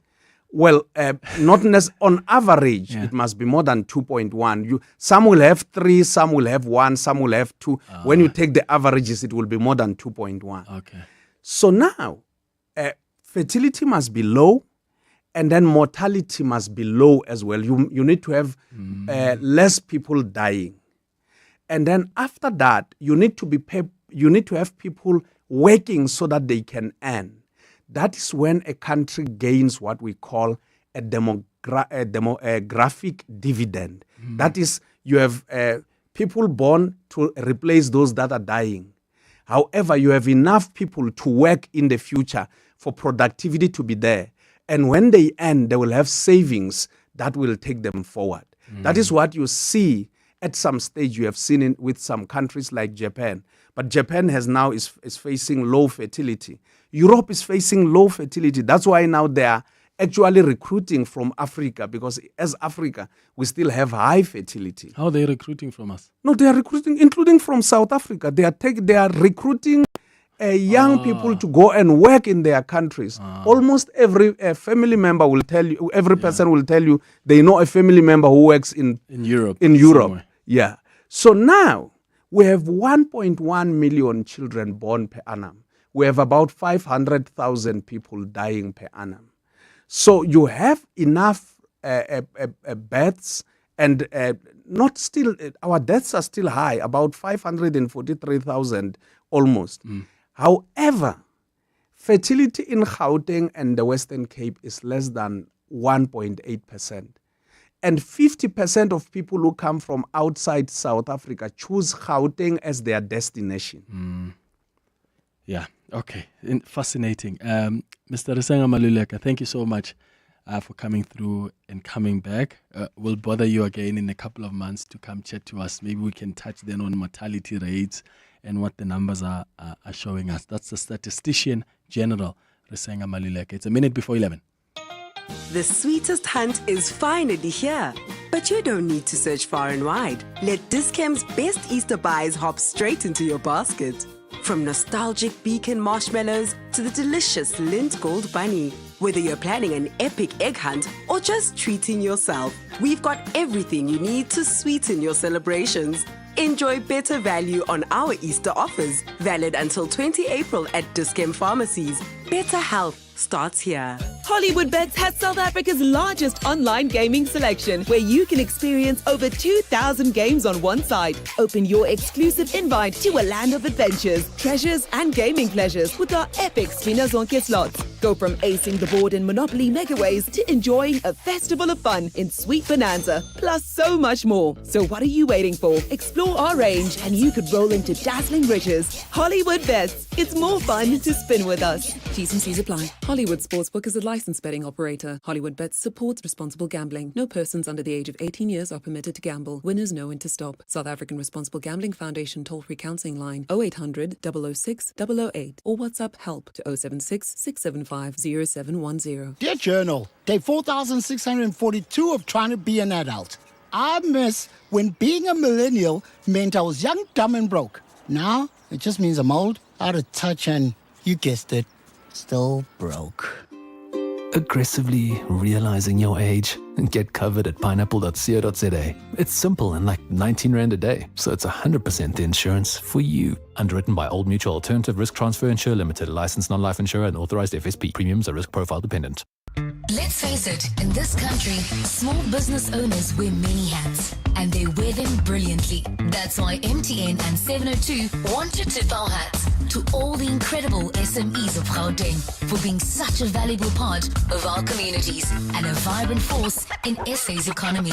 At the 702 Small Business Awards, brought to you by MTN, because MTN is here to help grow their businesses and move them further. Go to primemediaplus.com now, enter your SME, or nominate a small business doing big things in the 702 Small Business Awards, brought to you by MTN. Today, we make moves. T's and C's and more on primemediaplus.com. This is EWN. Good morning, Munki Zikoko. We begin with news just in. The death toll from Saturday's attack on a group of patrollers in Soshanguve has risen to 6. Another person succumbed to their injuries this morning. Police Minister Senzo Mchunu has told the community that one person has been arrested while 2 others have been taken in for questioning. We're now joined by EWN reporter Jabulile Mbata, who is in Soshanguve. Jabulile, what can you tell us about today's briefing? Jabulile, are you with us? Seems like we can't get a hold of Jabulile Mbata, but we have a clip of what the minister had to say today. We are keen to clean out Soshanguve as efforts were done before, building on those efforts. And we will overcome the problem. And to the families, once more, our sympathies, and we'll do everything to support them going on with the processes. Let's turn to the courts now. The fraud and corruption case against former ANC spokesperson Pule Mabe has been postponed to the 17th of June. Mabe, alongside 6 co-accused, made their second appearance at the Palm Ridge Magistrates Court this morning. The charges are in connection with the 27 million rand tender allegedly awarded improperly to the former ANC MP's company Enviromobi in 2017. The postponement is due to a change in legal representation for some of the accused. So as a state, we will be studying the applications from accused number 1 and 5 for further particulars. Accused number 3 also applied for further disclosure. So by the time we return to court on the 17th, we would have finalized all those processes so that we can move forward. Let's go back to Soshanguve now. We are joined by EWN reporter Jabulile Mbata. Jabulile, in Soshanguve, just after the minister's briefing, what can you tell us about today?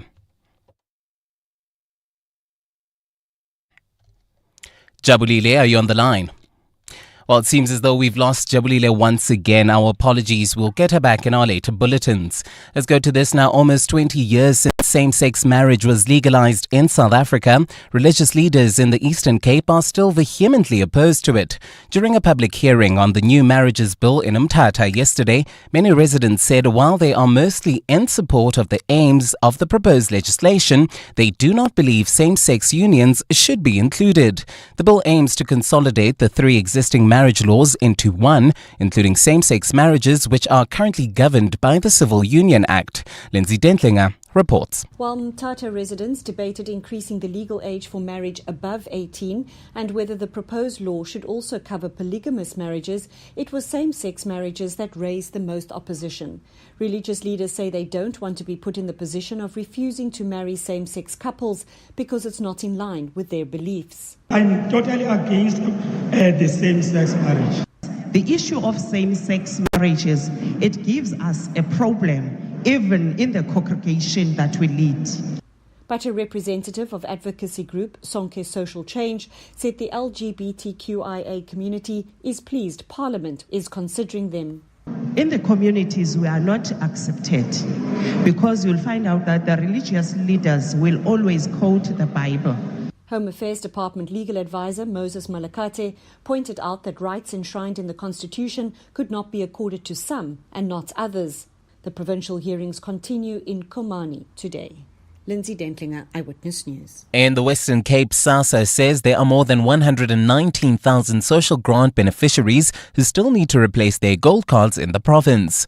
The Social Security Agency says it has helped more than 202,000 grant recipients switch to the new Postbank Black Card. SASSA and Postbank are appealing to social grant beneficiaries to continue visiting card replacement sites such as ShopRite and Checkers stores to do the swap. SASSA Western Cape spokesperson Shivani Wahab. SASSA would like to reassure beneficiaries that they will receive their social grant, even if they have not yet migrated to the Postbank Black Card or to a bank of their choice.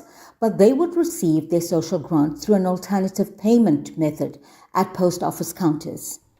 And the New Zealand government has issued a warning for coastal residents to stay out of the water and away from beaches after a 6.7 magnitude earthquake struck off its South Island. According to Al Jazeera, the National Emergency Management Agency warned of a strong and unusual currents in the country. GeoNet reported that over 4,700 people felt the tremor, which was recorded at a depth of 33 kilometers, about 160 kilometers northwest of Snares Islands. The US Geological Survey initially measured it at a magnitude of 7 before downgrading it to 6.7.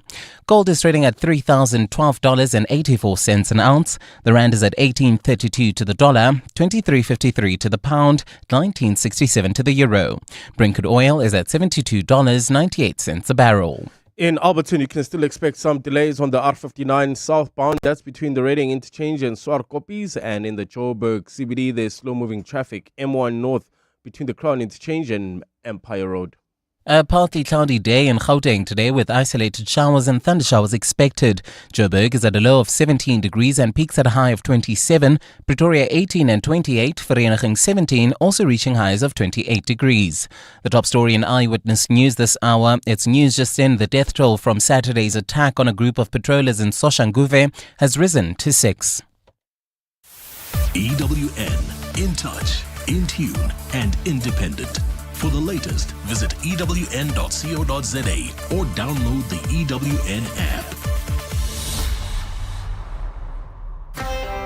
app. You're with Clement Manyathela on 702.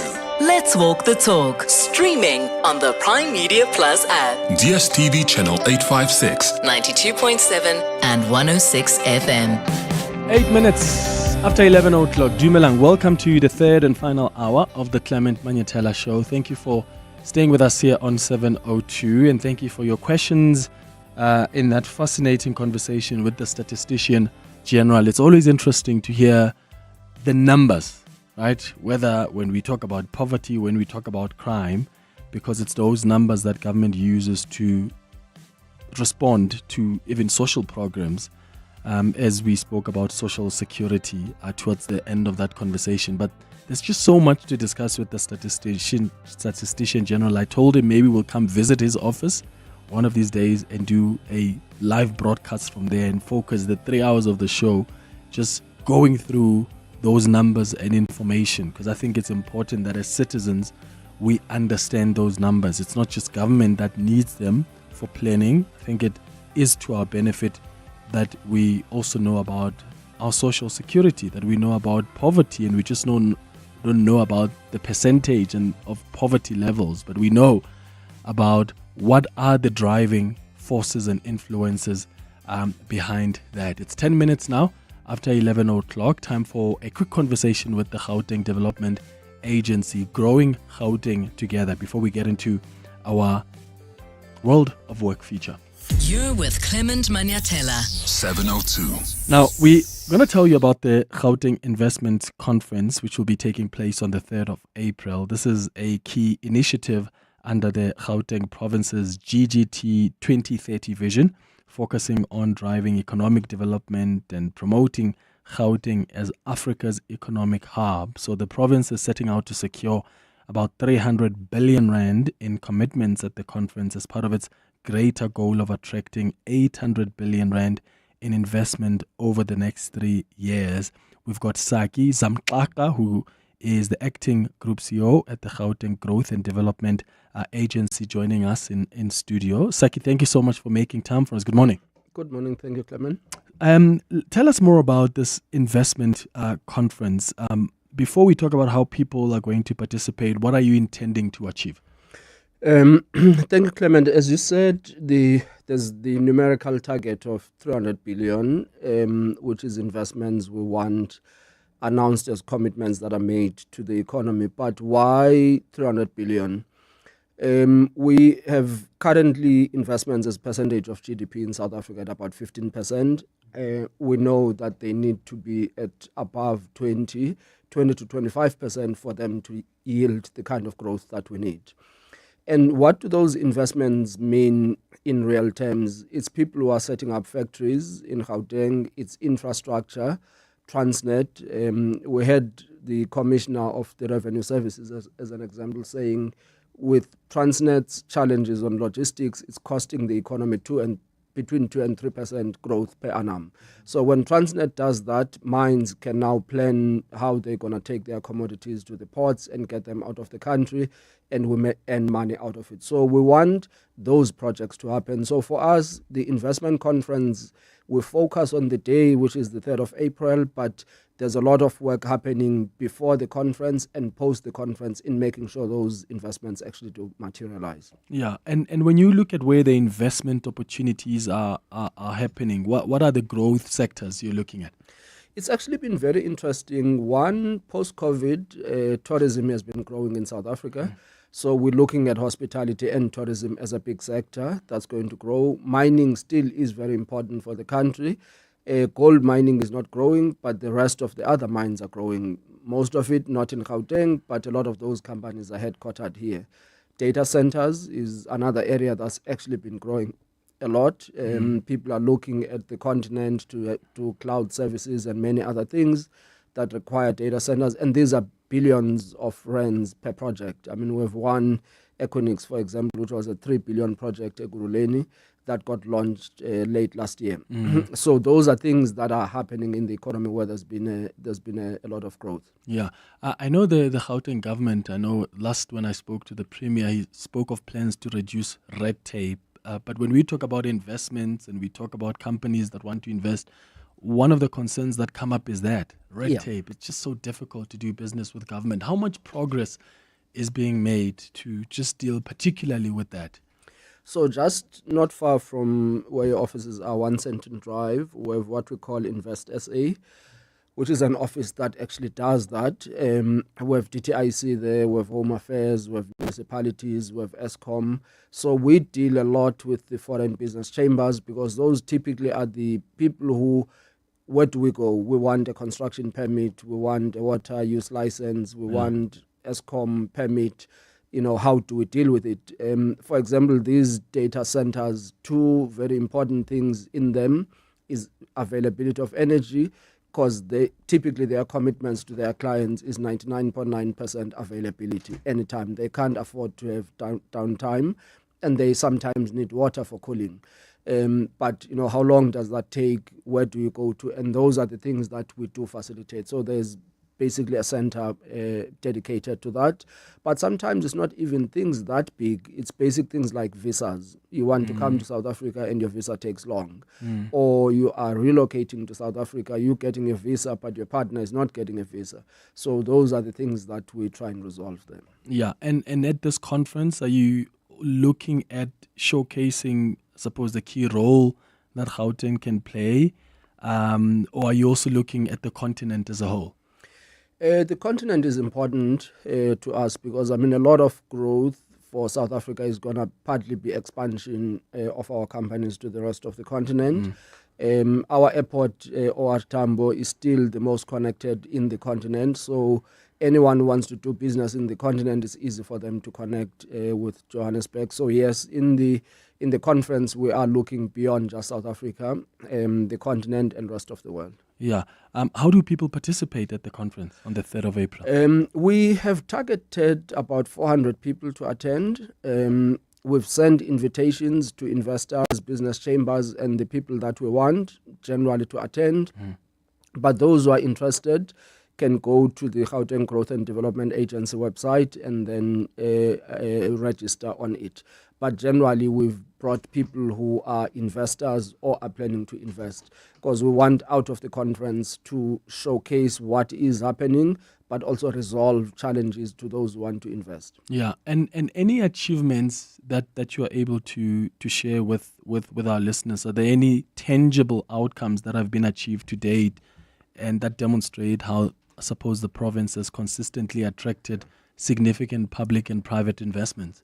No, yes, Clement. So there's a couple of things happening. I mean, we met with the Indian Business Chamber. There were two investments that are coming up. One is a company that's recycling tires. There's a pharmaceutical company as well, which is Indian, that has just set up. Actually, one of the interesting things they were doing is they're setting up a factory that's going to produce ARVs that are injected. So instead of people taking pills every day, they're going to be injected twice a year. So they've set up that factory that's going to produce that. I've mentioned Equinix, which is a data center. We have Teleperformance that is coming to Joburg, the call center company. So there's multiple of investments that are happening. We met with Transnet. They're putting R1 billion on a pipeline that's going to help, reduce trucks that are moving fuel, and you're now going to move it on a pipeline infrastructure. So there's quite a number of stuff that is happening. And of course, as these investments come, there's an impact on the levels of unemployment. Yeah, definitely. Because when you have these, and that at least helps us deal with that crisis. No, definitely. Yeah. Well, thank you so much for speaking to us, Saki Zamxaka. So just to repeat, if you want to be part of this conference taking place on the 3rd of April, it's the Gauteng Investment Conference. You can go to the Gauteng Growth and Development Agency on their website, and you can just check and follow the prompts there if you want to attend this conference. It's taking place on the 3rd of April. Saki Zamxaka is the acting group CEO at the Gauteng Growth and Development Agency. Thank you for your time. Honey, what are you doing? I'm stretching for tonight. I thought you're not dancing at bachelorette parties anymore. Baby, we need the money to put Johnny through matric mos. And what's the police uniform for? The clients feel safer when I wear it. No, man, just sell your bucky to We Buy Cars. They give the best prices and they pay you within minutes. Okay, but can I just go and dance one more time, please? You know how much I love it. No, the buyer's already on his way here. Wow, okay. Strapped for cash? Just sell your vehicle to We Buy Cars. The easiest way to sell your car by far. When it comes to corporate travel, South African Airways knows what you need. SAA services are designed specifically for the business traveler. Experience competitive rates, flexible travel options with waived change fees, and fully refundable and flexible tickets for a hassle-free journey. SAA dedicated key account management means your travel needs are meticulously handled every step of the way. Plus, earn Voyager miles on every trip and relax in our luxurious business class lounges. South African Airways, where your travel needs are our priority. We don't just fly you, we prioritize your travel needs. Visit flysaa.com or call your nearest travel agent to tailor your corporate travel experience. South African Airways, transforming business travel. On the 3rd of April, as you've heard, the Gauteng Investment Conference brings together global investors, industry leaders and game changers to unlock the province's trillion-rand potential as the economic powerhouse of South Africa. Gauteng drives 34% of the nation's GDP and fuels nearly 7% of sub-Saharan Africa's economy. From green energy to smart tech, this is where bold ideas turn into real investment opportunities. Be a part of the future. Visit gic.ggda.co.za and pledge your investment today. Growing Gauteng together. Just stand and exit. When I need on-the-go relief from a painful sore throat, I use Andalex C lozenges. It kills viruses and bacteria, reduces inflammation, and gives my mouth a burst of fresh flavor. Andalex, SA's #1 choice for a sore mouth and throat. Andalex C lozenges are available at all leading pharmacies and supermarkets. Just Andalex it. The Money Show. Weekday evenings at 6. The South African Future Trust, run by the Oppenheimer family, and the startup Club SA are starting to prepare for the Big Pitch 2025. The winner receives $1 million to invest in your business. We would love for this to become the forum for anyone who really wants to be recognized as the best of the best in the startup space or in the smaller business space in South Africa, frankly, in Africa. And we believe we've got all the building blocks to build that. We just now need to build the house. Jonathan Oppenheimer. The Money Show on 702. Let's walk the talk. The Money Show with Stephen Grootes is brought to you by ABSA CIB, proud sponsor of the Bonds, Loans and ESG Africa 2025 conference from 25 to 26 March at the Cape Town International Convention Center. Your story matters. ABSA is a registered FSP. 702. World of Work. It's 21 minutes after 11 o'clock. We jump straight into our World of Work feature, where we're discussing today the importance of integrity in the workplace. When we say someone has integrity, we mean that they are honest, they have strong moral principles that you refuse to change. In the workplace, integrity drives people to do the right thing, through their actions, through their words, and maybe through their beliefs. A person with integrity does the right thing even when no one is watching. And it's important because acting with a high level of integrity means you show respect for ethics and you follow the rules. If you have integrity on the job, you're more likely also to be seen as trustworthy. You're seen as dependable, as honest and reliable, and that makes you a valued team member. Do you have integrity? Do you consider yourself like that? And how do you, because is it something that you even teach? Because often people come into the workspace with their own beliefs, with their own moral positions, if you will. So how do you deal with issues of integrity in the workplace? Give us a call or send us a WhatsApp voice note to share your experience with us. Unathi Dlamini is an attorney at Shepstone and Wylie attorneys joining us on the line. Unathi, thank you so much for making time. Good morning. Good morning. How are you? I'm all right, thank you. How important is personal integrity in the workplace, and what form does it take? Well, it goes without saying that personal integrity is critical in the workplace, and it speaks to the cornerstones of the employment relationship, which are mutual trust and respect. So those are reciprocal obligations that employee owes to employer and employer owes to employee. And those are the overarching principles within which an employment relationship is governed. And everything that follows will then be regulated by those overarching principles. So integrity speaks to, if you're in a job that works on timekeeping, being honest about your timekeeping. If it's a job that is quite specific about your job description, you will make sure that you work in accordance with that job description. You don't misconduct yourself in the workplace. If there's anything that needs to be reported, you make the due reporting. And from the employer's point of view, it's living up to the obligations of, if an employee has duly rendered their services during the period of employment, you remunerate them. If you're not able to do so, you owe the employee a duty of good faith to give reasonable notice, to afford the employee to an opportunity to make alternatives, for example. Yeah. So it takes many forms. Yeah. How do you even begin to have a conversation, and is it a conversation that must be had when someone is being hired to find out to find out more about just their values and whether or not they do have personal integrity? And I wonder how that conversation goes, because for all of us, when we are looking for a job and we're going through interviews, I mean, we can work under pressure. There are all sorts of things that we suddenly can do even when we can't, because we're trying to impress you as the employer. So I could also just mention values I live by or my personal beliefs.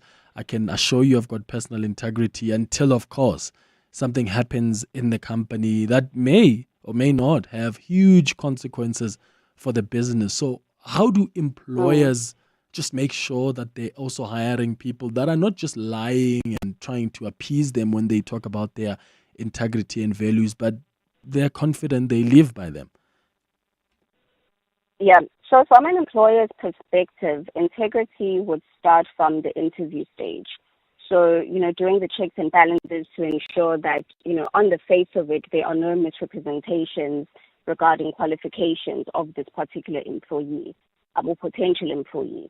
And from the employee's end, it would be your duty to act with integrity to not misrepresent your qualifications.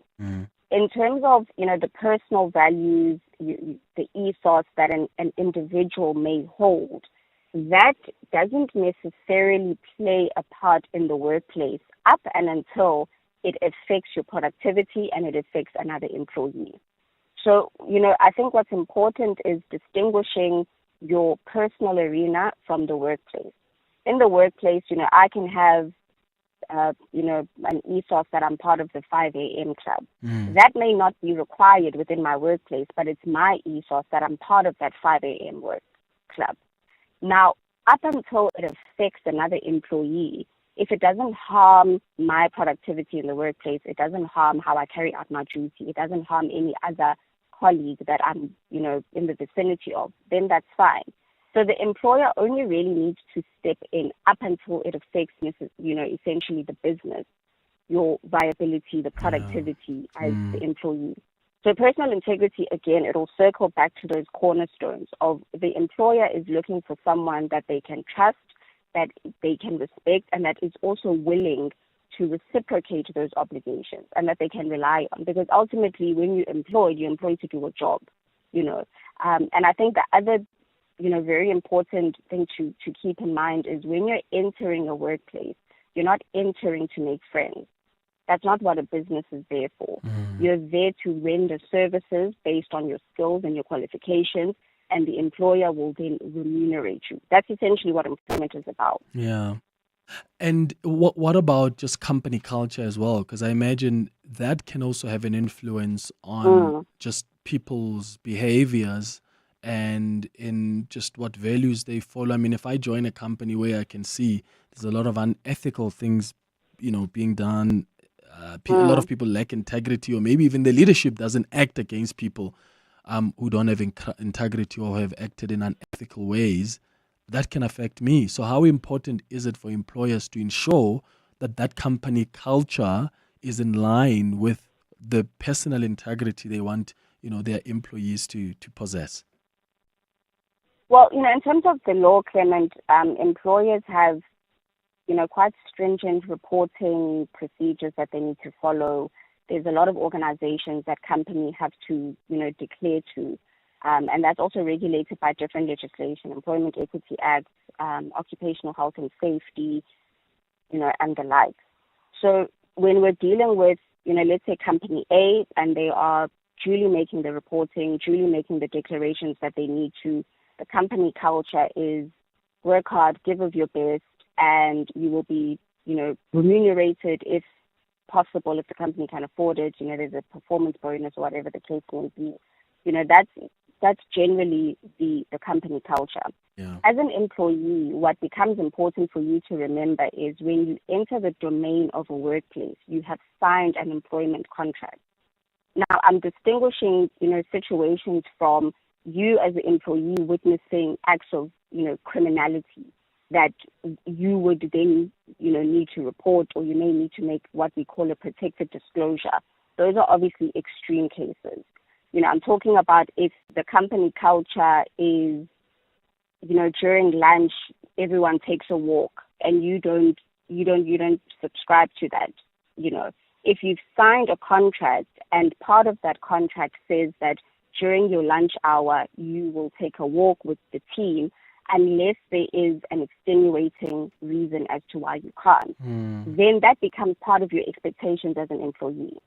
So then it's up to you as the employee to then make sure that when you read the contract, you don't read to sign, you read to understand.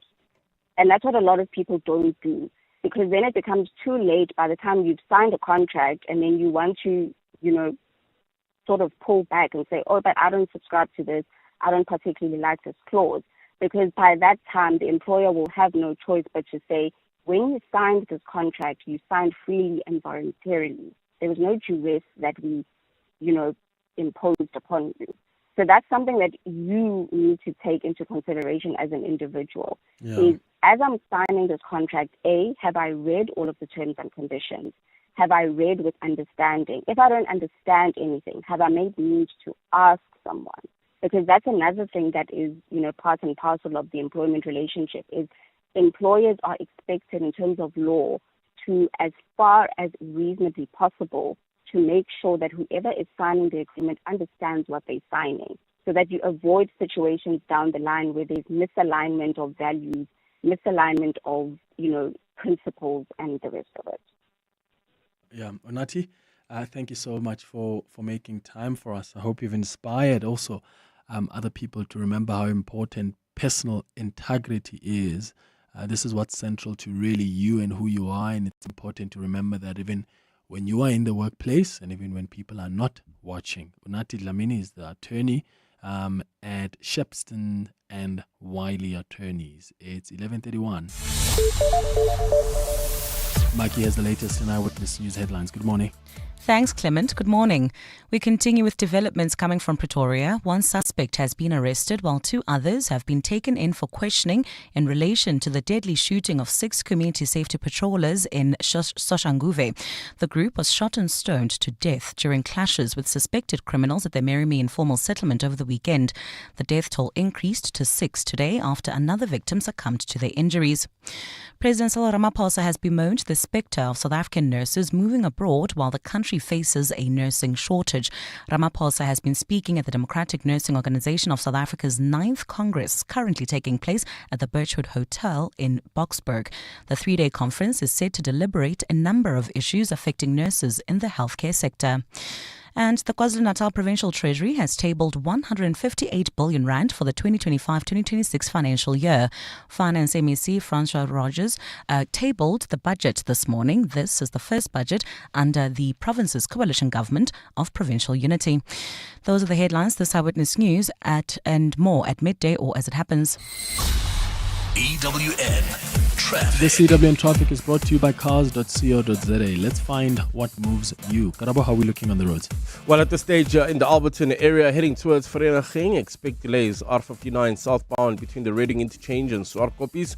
In the Joburg CBD, also slow-moving traffic heading towards the Houghton area. That's the M1 northbound between the Crown Interchange and Empire Road. Also leaving the Joburg CBD, traffic is a bit sluggish on the M2 westbound between the Crown Interchange and Main Reef Road. Look out for those faulty traffic lights in Groenkloof at Roy Heeskral and Eitzig. I'll have your next Eyewitness News traffic update just after 12. There's more EWN on air, online, and on the EWN app. Do you want to buy a Honda? Cars.coza. Toyota or Mahindra? Cars.coza. Do you want to sell a Cherry? Cars.coza. Suzuki or Mercedes? Cars.coza. Polo, Kia, Mitsubishi, Havel, Hyundai, Lamborghini. Buy and sell, it's very easy. All you got to do is type Cars.coza. Cars.coza. Cars.coza. Let's find what moves you. Cars.coza. Cars.coza. At 7:02, We're proud of a lot of things. but none more than our connection to you. Because we know when we walk the talk, We're never alone. Firstly, I'd like to just say I'm very grateful to those that offered to help with it, whether it be a donation or be towards my procedure. I am going into an operation to get my urethra reconstructed and fixed. So I am truly, truly grateful for everyone that showed their support. You guys are lifesavers, genuinely lifesavers. Every SMS, voice note, email, phone call, your every word leads to action. that changes lives, changes minds, uplifts communities, and holds authority to account. Together, we've turned dialogue into good deeds. And promises into progress. Yes, we did that. You and 702. So, stay tuned. Because if this is how far we've come, imagine how much further we can go. When we stick together, 702. Let's walk the talk. Psst. Hey, no longer feeling like the man you used to be? The man who has inside jokes with complete strangers. The fact is, 95% of men with low testosterone go untreated. Vitalamin High Performance Supplements for men helps recharge energy, regain lean muscle, and reload performance. Available at all good pharmacies and vitalamin.co.za. Vitalamin. Don't get older. Get better. Smart Steve from Momentum. Hello. Stivovo. Tibos. So I got a car and home insurance with Momentum Insurance. Me too, Divas. Mamela, listen, I have a claim, but I'm not sure about the self-service. I'm only familiar with online dating. You know, swipe left, swipe right. Like, I just found out COB doesn't mean chicken on the bone. Oh my goodness, Divas. It's on your Momentum app. Your claim is automatically sorted in just minutes. Safety for sure. Yo, thanks, Steve. SMS quote to 42024 to join now. Momentum Insure, keeping you safe on your journey to success. Momentum Insure is an authorized non-life insurer and FSP. Standard SMS rates and T's and C's apply. FSP 22789. My family's struggling with snotty noses and phlegmy coughs. Oh no! Have you tried ACC? ACC 600 is a convenient one-a-day effervescent tablet from 14 years of age. Or now also in a no-water-needed, fruity-flavored sherbet-like granules that dissolve in your mouth. Ideal for the on-the-go adult. Ask for ACC 600 effervescent or oral powder at your nearest pharmacy to get rid of the snotties and Flemings. And trust, if it doesn't say ACC, it's not ACC. Let's face it, in this country, small business owners wear many hats, and they wear them brilliantly. That's why MTN and 702 want to tip our hats to all the incredible SMEs of Gauteng for being such a valuable part of our communities and a vibrant force in SA's economy. In the 702 Small Business Awards, brought to you by MTN, because MTN is here to help grow their businesses and move them further. Go to primemediaplus.com now, enter your SME, or nominate a small business doing big things in the 702 Small Business Awards, brought to you by MTN. Today, we make moves. T's and C's and more on primemediaplus.com. 702 Health and Wellness. It's 23 minutes now before 12 o'clock. On our health and wellness feature this morning, we are focusing on hearing loss. There are millions of people around the world that struggle with some form of hearing loss. And when you are struggling with that, you may have trouble understanding or following or participating in conversations. So it's important to know when you should be concerned, when to consult with a doctor, and how you can treat it.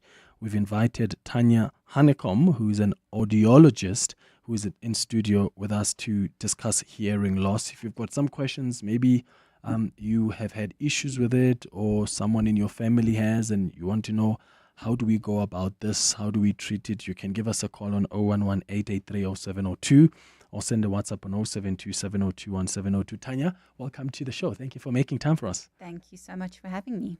When we talk about hearing loss, what do we actually mean? Is it people that cannot hear, people that can hear slightly, people that need to come closer to you to hear you or read your lips? What does it mean? It's a great question, Clement. A lot of people think, they'll come in and they'll say, oh, I'm not deaf. And of course, the thing is with hearing loss is that there's various degrees of hearing loss. You can have a mild hearing loss or a moderate hearing loss, a severe hearing loss. And more interestingly, you can have a hearing loss at some frequencies or some pitches of sound and have normal hearing at other pitches. So a very typical picture is somebody who, for example, has normal hearing in the low pitch region, but a hearing loss in the high pitch region. And so they would say, oh, I hear perfectly fine, because they're able to take part in conversations when it's quiet, when they're one-on-one with their friends or their family. But as soon as there's background noise or somebody speaks a little badly, then they start to miss what's being said. And that's because of the high-pitched sounds that give clarity to speech. Ah, I see. Okay. Oh, wow. That's so fascinating. And in fact, the brain, in those instances, the brain does a lot of the words at a normal volume, for example, but miss a lot of the consonant sounds. So some sounds that might sound similar to one another would be, for example, fit, sit, kit. Those words would be misinterpreted. And then the brain ends up having to filter through which word could it have been in that context and in that conversation. Okay, so what causes hearing loss for people who go through that? Yep. What is it? So, of course, there can be a number of causes. The most typical that we all think about is, your granny or your grandpa. That's just good old wear and tear of the ear that's taken place from, years of listening. And, of course, the normal aging process can take place. And if that person also has had a history of noise exposure, for example, a history of shooting, even if they went to the military when they were in their 20s, or did some hunting or possibly played a musical instrument, those factors contribute. And you can have some people who begin with hearing loss in their 60s or their 50s. That's an age-related hearing loss. And then other people that begin their hearing loss at 70 or 80, and that really depends on one's genetic makeup. And then other causes of hearing loss, of course, you can have infections, you can have pathologies of the ear, or some children are even born with hearing loss, depending on a certain number of factors. Yeah, I noticed that you didn't mention earphones. Well, that would fall under noise exposure. That noise exposure, Yeah, okay. yeah. And even some professions that you don't think about, like dentists, are very prone to noise-induced hearing loss. Is it because of the what drill. they use, the drills? Yeah. And teachers, things that you don't think about. Especially primary school. Correct, preschool. Okay, so what do we do then? So for people who have it either from infection, first of all, how do I know I've got hearing loss? So that, and what's the next step to do? Do I consult you? Yeah, great question. So first of all, especially with aging, sometimes hearing loss can come on so slowly and so gradually that people don't realize what they're missing. And then the family starts complaining, or the spouse. It's often the spouse that's the first person to complain, because the way that we communicate in the home environment is very, very casual, very informal. And so, the family might complain, and then it's not really possible for you to know if you have a hearing loss or not, because it's so subjective, right? If I was to hand you a piece of paper with small writing on it and you were able to read it, you know that your eyes are probably okay. Whereas if you're struggling to read it, it's easier to say, okay, I've got a problem, let me go and test my eyes.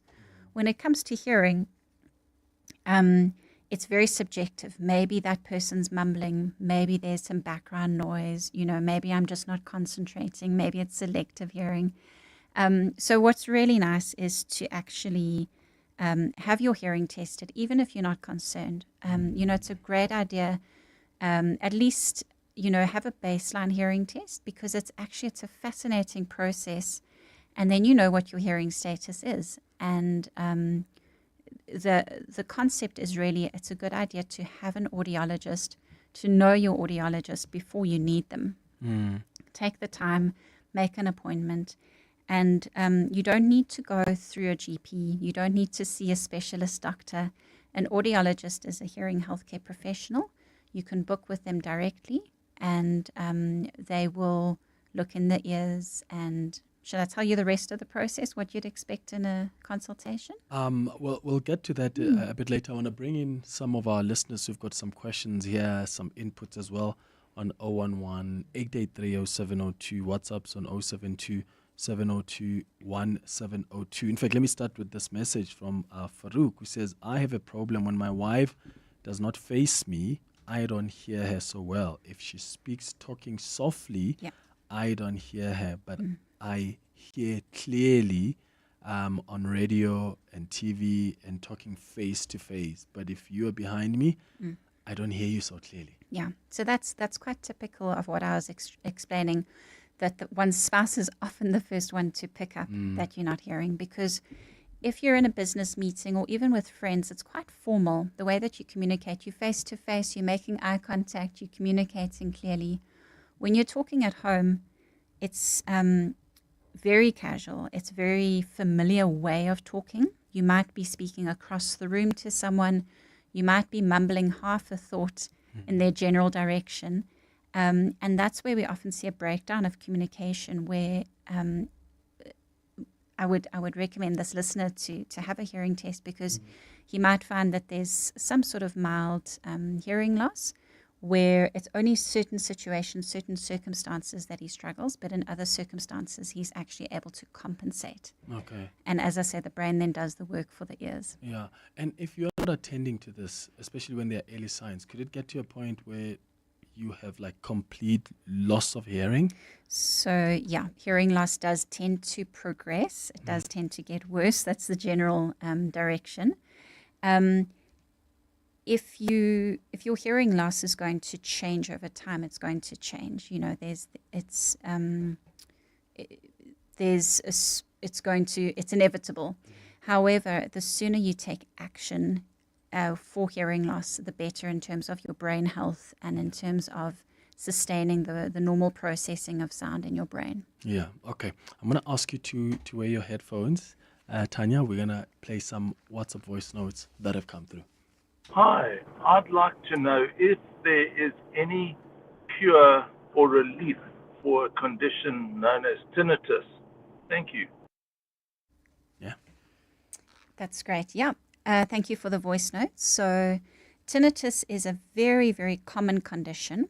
And in fact, if we were to ask 100 people, do you experience any ringing or buzzing sounds in your ear?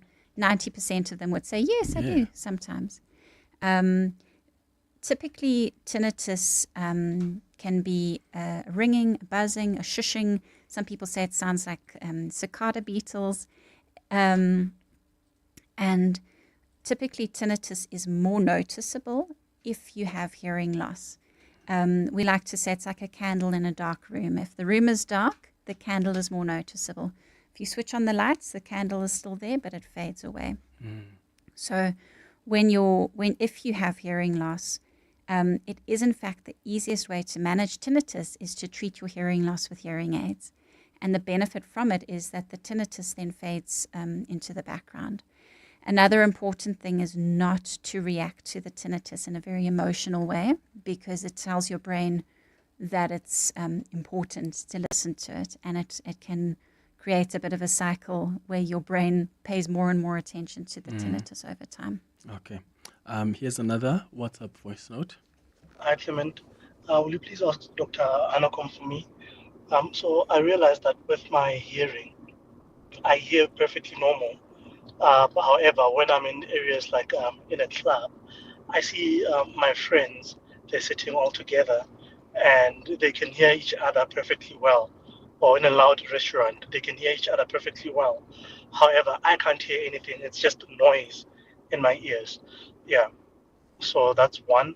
And also, is it possible to have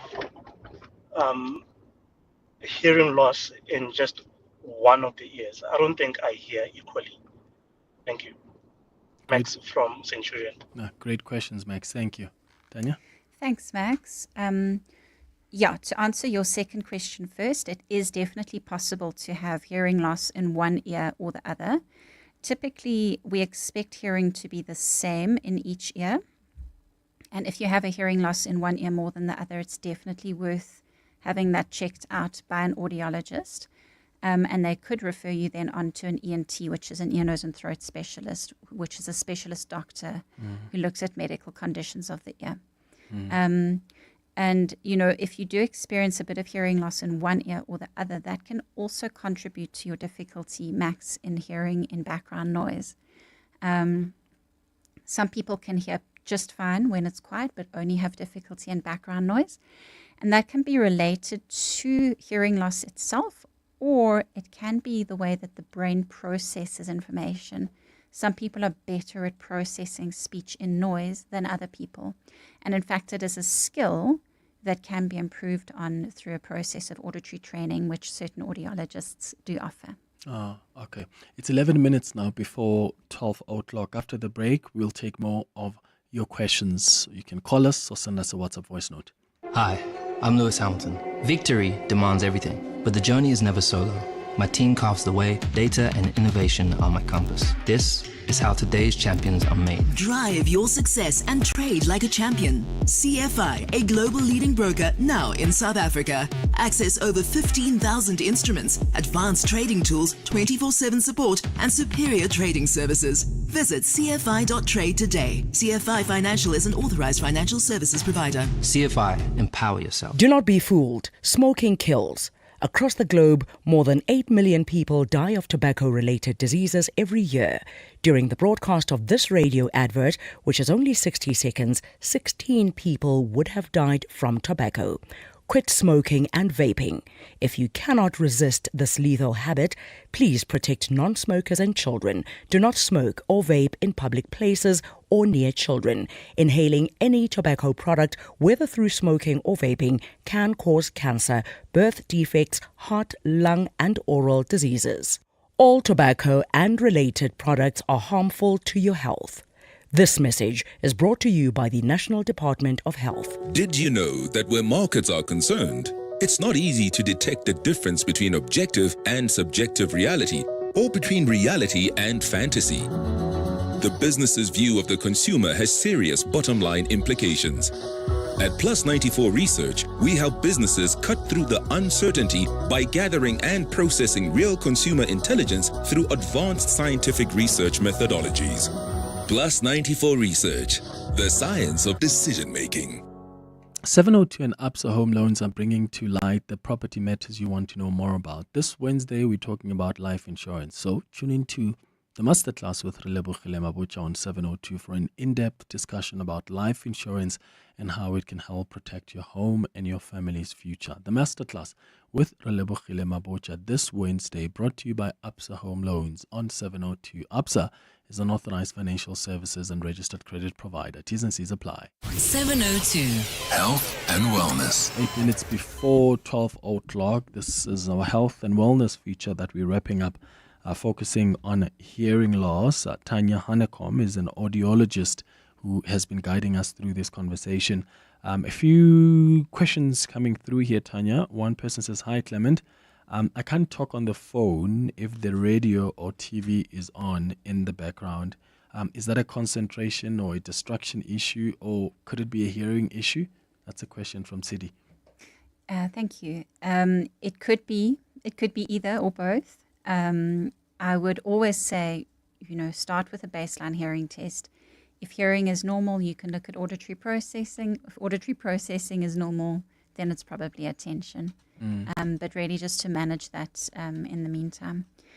I would also just recommend to your listeners that, as I say, that they find an audiologist in their area. And if I can give you a website for people to find an audiologist, it's www.independentaudiologists.co.za. It's www.independentaudiologists.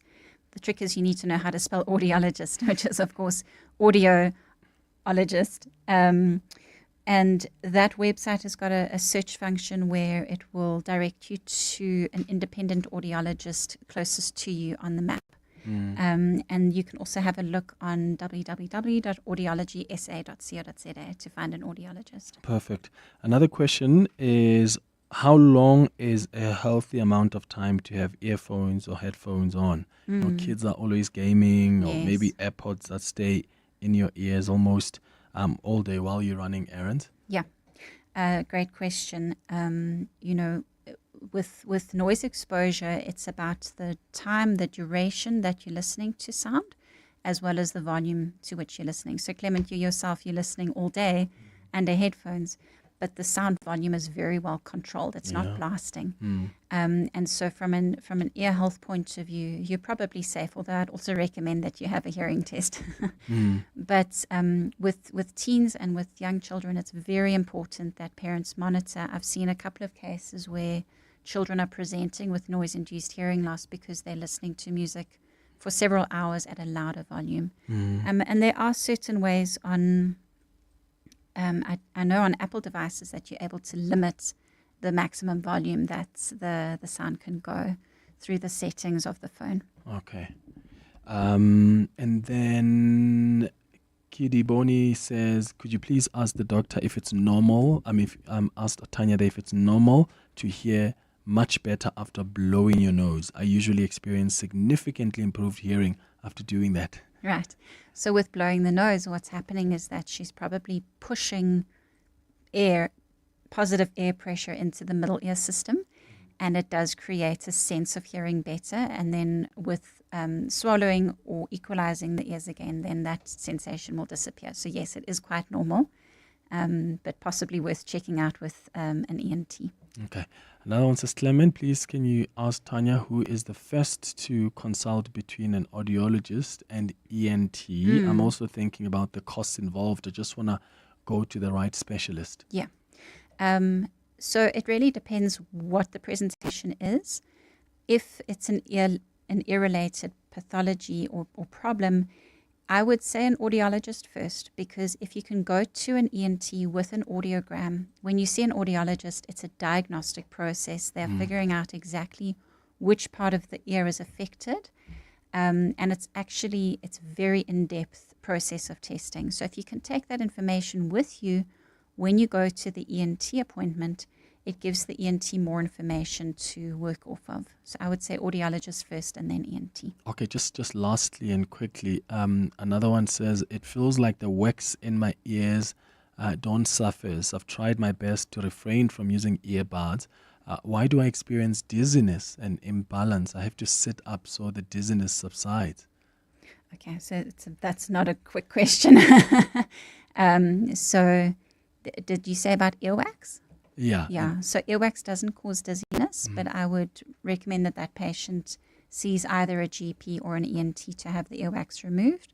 And then we can also assess the dizziness or the imbalance, which is also the role of an audiologist. Oh, perfect. Remember, www.independentaudiologists.co.za. Tanya Hanekom, thank you so much for making time for us. Thank you for having me. It's 3 minutes before 12.